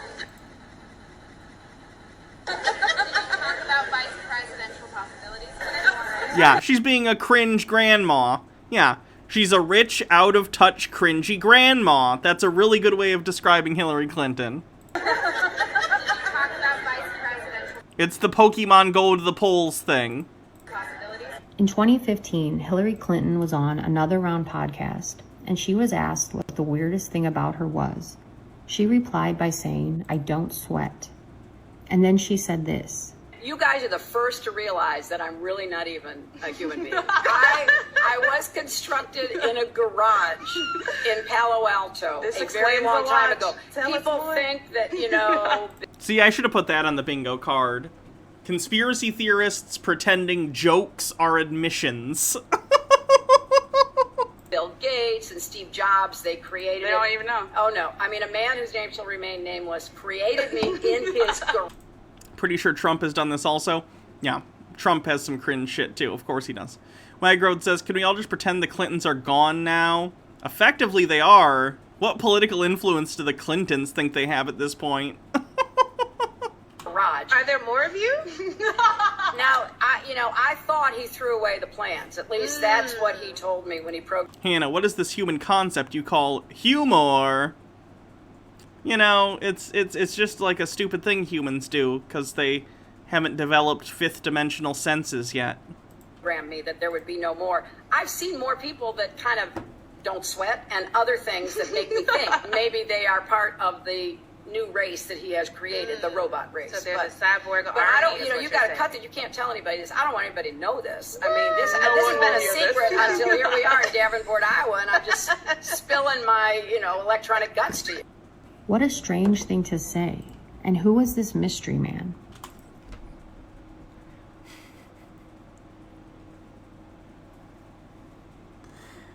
She's joking! Bellum Guardian says, that's the real tea. Conspiracy theorists are all the clones, robots, aliens that don't understand human humor. Some believe that man is Jack Parsons. Jack Parsons was an American rocket engineer, chemist, You know, I'm a rocket engineer, and therefore that qualifies me to develop human cloning, which is a completely different branch of science. Occultist and a member of Aleister Crowley. Rocket engineering, developmental biology, and genetics. I don't know, they're pretty similar. They both use numbers. OTO. The OTO is a secret society where you are able to rise to the top through a series of ritual dramas and sex magic rituals. Believe it or not, this group still exists today. In the book Satan's Children by Rebecca Scott. Wait, so is Tom Cruise not only a part of Scientology, but also this bullshit made-up one? Man, he's getting blackmailed from every which way. No wonder he won't come out of the closet. She claims that Jay-Z and Beyonce are high-ranking members of the OTO and have performed a series of sex magic rituals. I will not go into the sordid details of what they have done with other men, but I will say that the name of their daughter, Blue, was a nod to the Blue Bloods, the black nobility families. In 1946, Parsons conducted a sex magic ritual called Babylon Working, a series of rituals to invoke the goddess Babylon to Earth. Babylon is otherwise known as the Scarlet Woman. The symbol of the Scarlet Woman is the red dress. In Jack Parsons' personal memoir, he wrote that with assistance from Aleister Crowley and NASA, they conducted the 11-day experiment at the start of 1947. It was written that their goal was to birth a female child who would end up being on the world stage as a dominant feminist. Because NASA in the 1950s was like super into... Wait, when did she say this was? When was NASA started? Hold on. NASA, what's the word? Founded. NASA was founded in 1958. When did she say this happened? This is literally part of an SCP. That's pretty funny. J Victory Official says, why they gotta be so obsessed with celebrities? I don't know. To transform humanity and a female child in NASA, the Scarlet Woman is the red dress. In Jack Parsons' personal memoir, he wrote that with assistance from Aleister Crowley and NASA, they conducted the Okay, didn't say a date. 11-day experiment at the start of 1947. 1947? Wow, that's impressive. That's over a decade before NASA was even founded. How impressive! They did sex experiments with Aleister Crowley 10 years before they were even a thing. Arctic Angel said, Behind the Bastards did an episode on the NASA occult guy. It's real. Look up the episode on Antichrist sex magic. We'll have to do that. Daddy Sume says, yes, it is. I literally shared it here. You read this one. It's where he fucks the moon. I actually do remember that vaguely. It was written that their goal was to birth a female child who would end up being on the world stage Is it Hillary? as a dominant feminist to transform humanity and usher in the New World Order. If you fast forward 9 months later in 1947, you have the birth of Hillary Rodham Clinton. Oh, that's why they had to set it back then. Because it has to be 9 months before Hillary Clinton is born. On October 26, 1947. She is the only woman... Can't they just hate Hillary Clinton for being an out-of-touch neo-lib like every normal person? Why do you gotta do this shit? There's so much to dislike already. You don't need to make this stuff up. Alive today who has been in the public eye as a leader and a former presidential candidate. And remember, they never thought she would lose. It has been rumored that she will appear again to run in 2020 to claim the throne for which she believes is all hers. The HBO series Westworld takes place in 2058, depicting a simulated amusement park operated by the company Delos. Westworld is populated by human clones that are controlled by a powerful artificial intelligence. The members of this elite club can fulfill any desire they wish, including violence, murder, and rape of the clones. Kinda sounds like Donald Marshall's cloning center. Is this art imitating life? Westworld also brings to mind Jeffrey Epstein's Zorro Ranch in New Mexico, where Jeffrey Epstein's property he named Zorro Ranch. Good God. How old is this fuck? Tea with Goblin says, to be fair, Jack Parsons was a giant kook. He was BFFs with L. Ron Hubbard, who ran off with Parsons' wife. That's funny.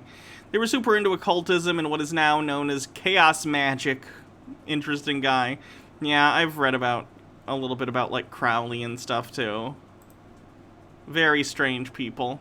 How L. Ron Hubbard made an antichrist using sex magic. Alright, I'll have to watch this one later. he was creating a breeding farm. Did you know that Joe Biden owns a parcel of land on Water Island, right next to Epstein Island? Let's fact check that. Joe Biden owning island. Joe Biden now has his own island on Animal Crossing.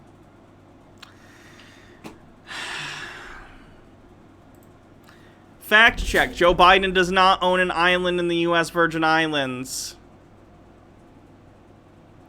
Posts circulating on Facebook make the primary claim that former Vice President and current presidential candidate Joe Biden owns a private island in the Caribbean next to Little St. James, the island owned by the late disgraced financier Jeffrey Epstein. This claim is false.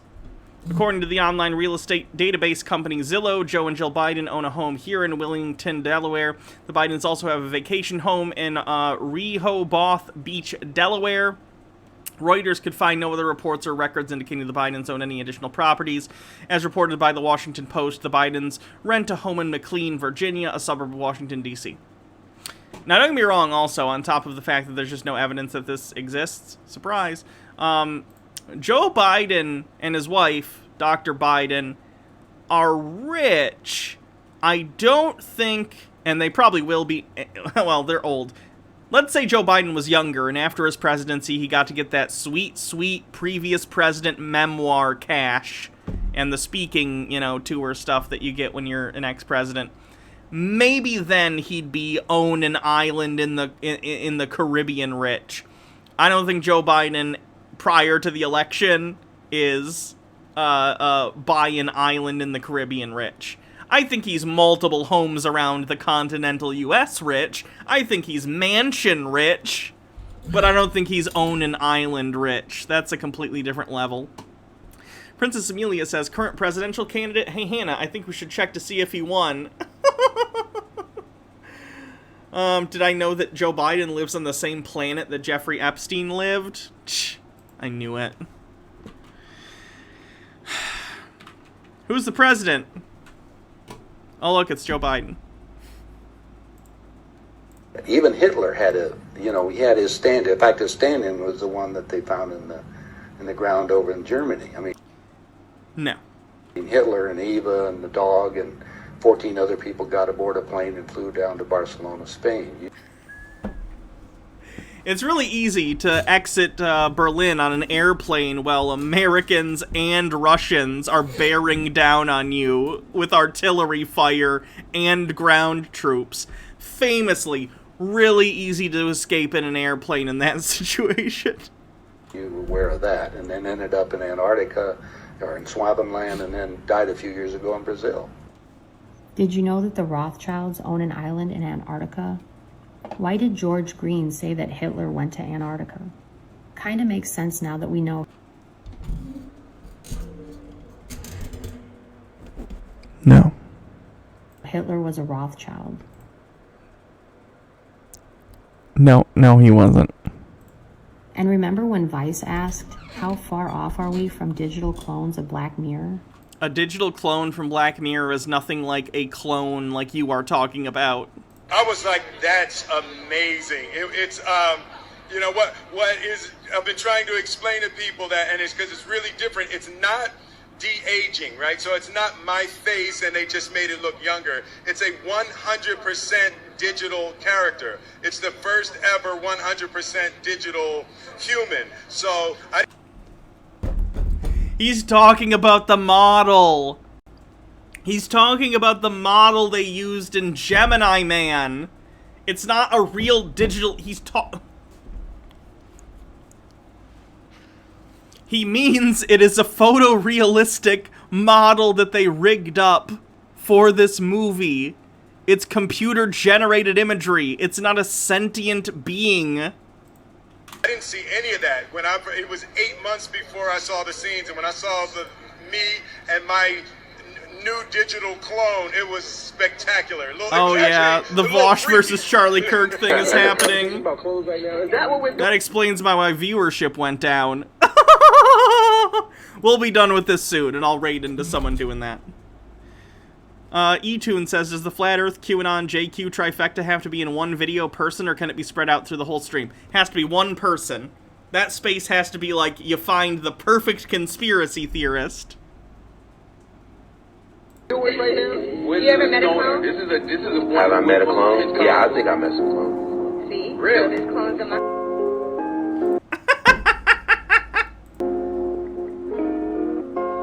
We cloned America's weatherman for some reason. I don't know why.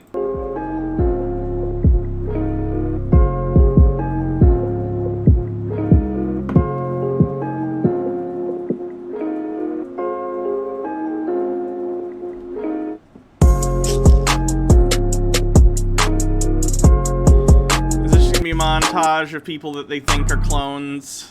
You know, said they were being invaded by aliens. And the fetus starts growing, right? Needs food. Well, they can use cows and sheep, too.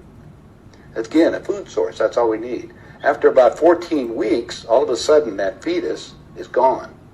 Because they've learned to take... That's when the fetus starts developing its own blood supply. Then they've used a pituitary hormone extract that they have, which accelerates the being that grows. And the original technology was given to our government by the Greys. What did I just watch? A grifter or crazy person saying word salad technobabble nonsense. He claimed that aliens gave the government cloning technology and use fluid from the pituitary gland. I should have put that on the bingo card too. Pituitary gland. That comes up in conspiracies a lot. They're claiming that that accelerates the growth, which isn't true. And then I found this bizarre website called twinstrangers.net. You can find your doppelganger instantly. You can even set up a meet and greet with your twin. It's for people who look similar to each other. You're not a clone because other people look like you. Then there are the celebrity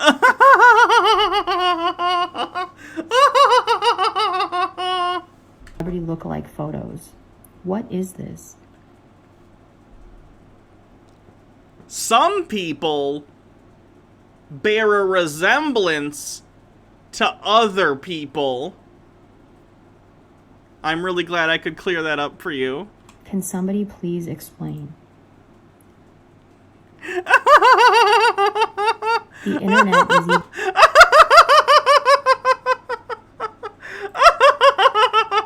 oh no! Even saying that Derek Chauvin, coincidence cited as facts on the bingo card. Yeah. The cop who killed George Floyd, has a clone. We've all heard the terms the Great Awakening and the event, and we all believe we are living in the end times. But we do we? I don't know what any of this really means. There is a Twitter account who goes by the name Kabomber, who claims that the Galactic Federation missed certain opportunities in 2016 to trigger the event. Gosh darn it, Galactic Federation. You had one job. And that is why QAnon went into full effect in 2017. He claims that a parallel Earth has been created, and we will all shift into the new timeline on April 2nd, 2021, 11 p.m. Eastern Time. Oh man, remember back in April when that happened? That was fucking wild. Daddy Sume says, I mean, I do because our climate is collapsing, sure. I wouldn't consider that end times. That has sort of biblical overtones, but yes. Wagrod says, people's appearance is somewhat random and rare, but not necessarily unique, like fingerprints. Pretty specific.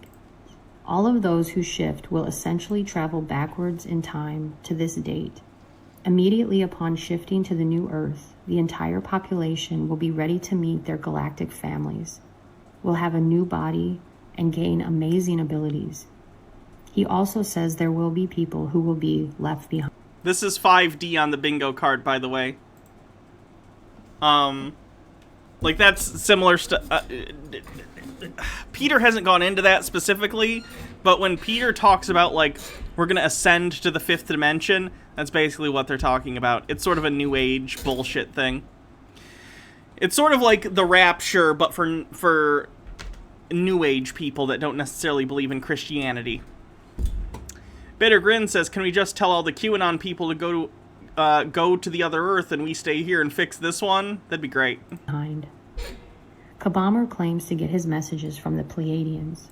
According to the book Dulce Wars, there is a federation of space worlds based in the Andromeda and Pleiade constellations, including aliens from Sirius B, who have severed ties with the Of course the aliens are Aryan, too, because why wouldn't they be? Star Collective, which was infiltrated by the Orion-based reptilians and Greys. The Pleiadians warn that the rebel angels are now controlling the infiltrated segment of the Ashtar Command and are masquerading as Ascended Masters. Yeah, I know what all that meant. So if this is true, how do these so-called... If is the load-bearing wall of that sentence. That's how important if is to that sentence. Channelers even know who they are talking to. This was written in 1999.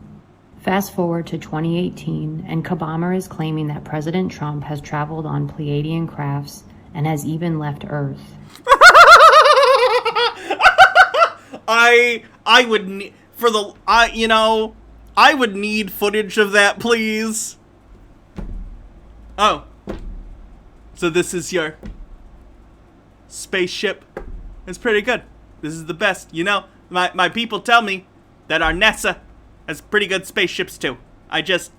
Your spaceship, it's a wonderful spaceship, but with all due respect, I don't like aliens, okay? I'm going to build a wall around the Earth, and you and your spaceship. Actually, no, they're Aryans. He'd like them. Shit.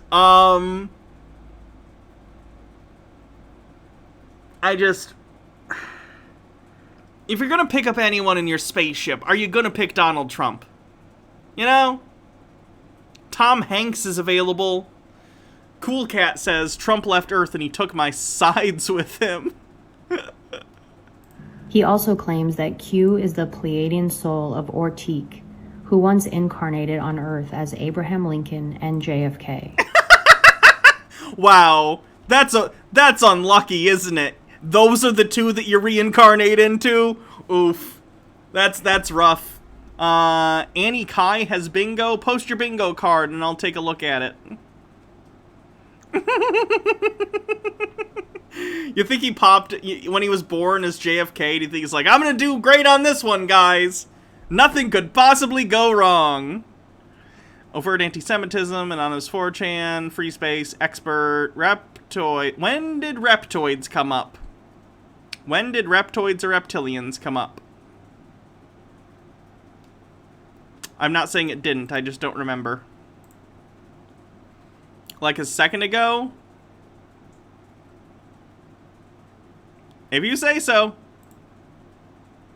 Okay, I'll write your name down. Annie Kai.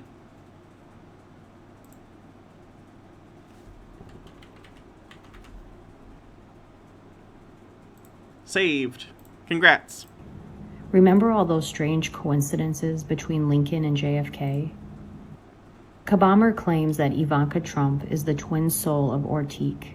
Uh-oh! Someone better make sure Ivanka never goes to the theater or travels in open-roof vehicles. Daddy Sume with a link. Congressman David... Fucking hell.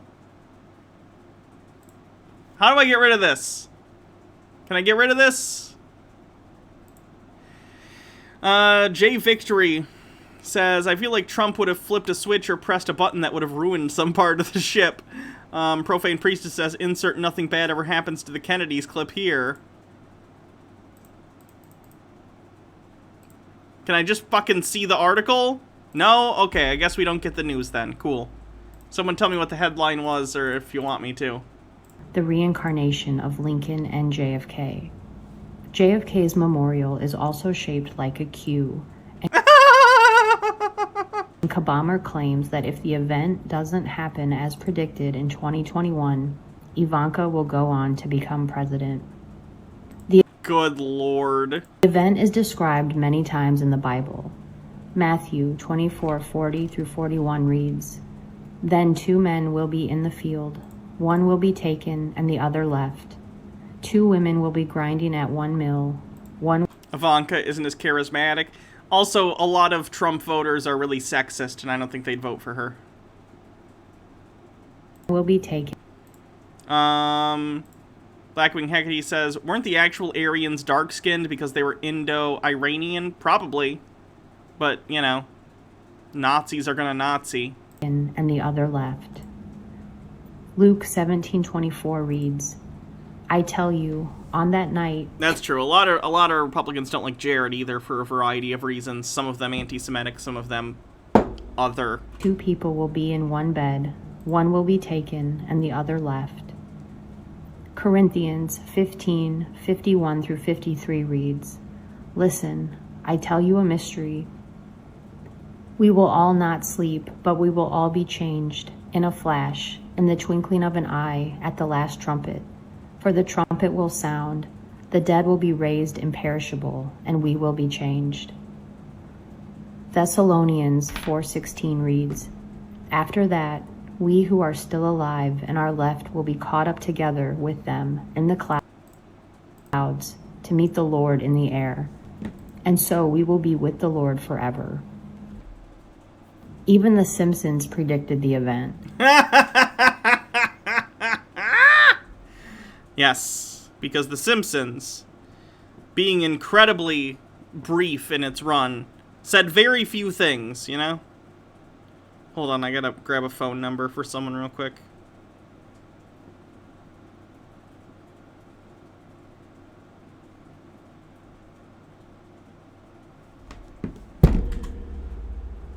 If you have ever wondered why our parents lie to us about Santa, you must understand that this is the most profound lesson we will ever learn.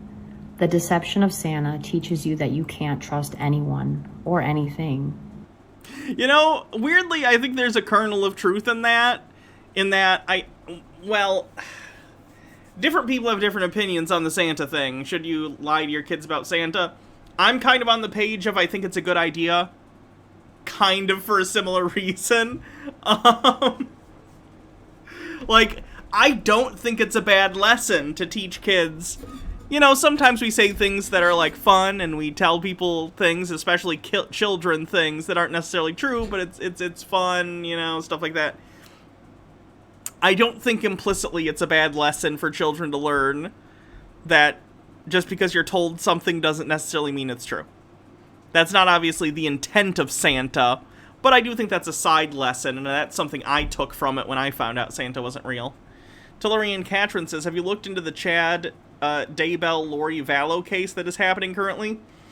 I don't think they're Q people, but the rapture beliefs of this video make me think of Chad's mini-cult. I'm not familiar.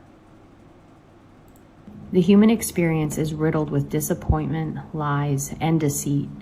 We need the lies to see the truths. We need the deceit to see the good. And we need the patterns to trust our instincts.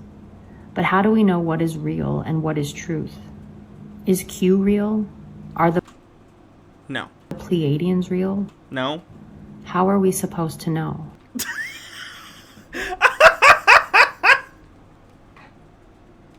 The lack of evidence and the absurdity of the claims is a pretty big hint. Are the reptilians and gray aliens cloning us underground? No. Are the celebrities trying to let us know? No. Is Donald Trump working with the Pleiadians? And no. Is Donald Marshall's story really legit? No.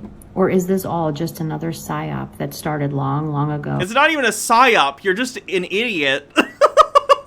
The government isn't making you believe these things for nefarious purposes. You're just wrong and you believe grifters. It's so funny that in this person's mind, even if they're wrong, it's part of a bigger conspiracy by the government. It can't just be that they are a dumbass. It has to be, oh, I was tricked by the government. Fuck you. To program us into accepting the idea of space and aliens. Oh!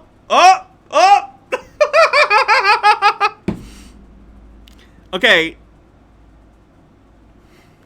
Does she not believe in space? To bring in a new world order. Is all the madness in the world right now preparing us for something much bigger? Oh, I thought for a second that Antifa person had a fucking sword. And I thought that was super badass. Like the anticipation. Can we start a charity to fund getting Antifa members swords? Because that's pretty fucking sweet. Event. And I'm not talking mall swords that are like stainless steel. I'm saying we're going to get them functional swords. Twitch, this is a joke. This is a joke, Twitch. These are jokes. I'm not buying anyone's swords.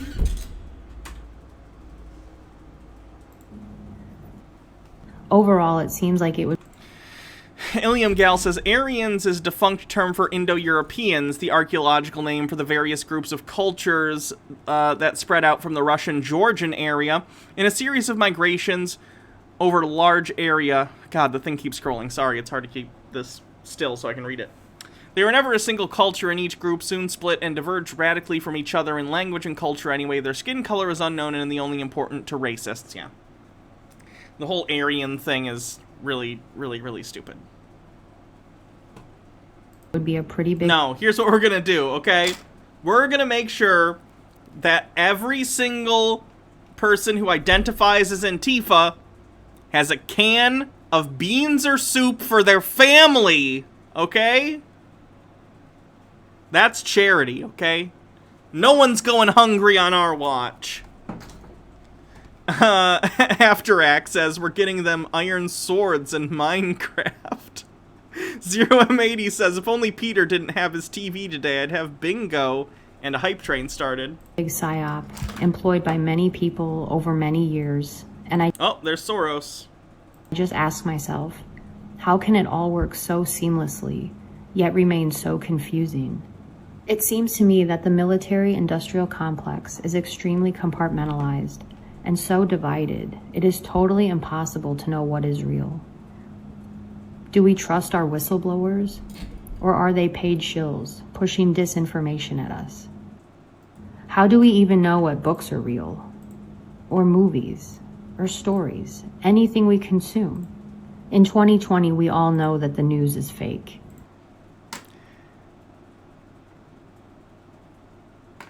You're a channel espousing the idea that the government is full of clones who are given the technology of cloning from Aryan aliens who are fighting reptilians who are cloning people underground, and you're calling the New York Times fake?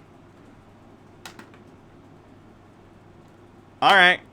And we know that they do not want us to know the truth. So this pushing of the New World Order just makes sense every time I turn on the news. It's just filled with lies and deceit. And my conclusion is still the same. No one knows, but we can connect the dots, trust our gut. Wait, how did they get my high school photo? Lies. Connect the dots, trust our gut, and have our own opinions. So this pushing of the New World Order just makes sense every time I turn on the news. It's just filled with lies and deceit. And my Who sent this to them? Guys, I told you not to share this with anyone. eToon says, I want to learn sewing so I can make Fall Guy plushies and have my own desk beans. Blackwing Haggerty says, this is very serious. How can we see if our eyes aren't real vibes? Wag roads with 100 pits. Conclusion is still the same. No one knows, but we can connect the dots, trust our gut, and have our own opinions. And maybe instead of searching for... Ah, yes, trusting our guts. That got humanity real far. The Arctic Angel says HRT, hormone reptile therapy. And Logarth says, I thought you were a Triceratops lizard person. No, that's my scale Sona, okay? That's different from the fact that I am a real-world reptilian, okay? Jesus, that's offensive. Answers externally and looking to other people for the truth. Maybe the true Tricerabottom. God damn it. Answer is just to stop. Stop looking, stop searching, and stop worrying, and just live. I will leave you with that to do your own critical thinking. Until then, stay safe out there. I'd count that as do your own research on the bingo card. And don't stop questioning the world around you. Oh, Jurassic Park font. Alright, let's raid someone. I'll save the rest of these for another stream. Oh yeah, this is the SCP thing. God, I love SCPs. This makes me want to play Control really bad.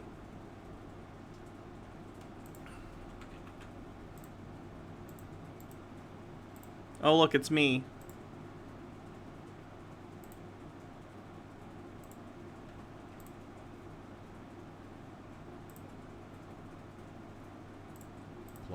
This country has the bones to be just a permanent economic beacon on the hill, just like a shining example to the rest of the world. I agree with a lot of that. The bigger issue All right. with the racial thing is Tell Jock Jams I said hi. Have a wonderful evening, everyone. I'll be back tomorrow for another stream. There's no D&D tomorrow. Again, I'm sorry. I know it keeps getting pushed back, but it'll come back. I promise. But we'll be doing a regular. Most of that's due to economic pressure. Oh yeah, yeah, polyamorous relationships. So yeah, have a good night, everyone. But I will say that if you look at the data from the government, that a white child being raised by a single mother is less likely to succeed by 10 independently picked metrics than a black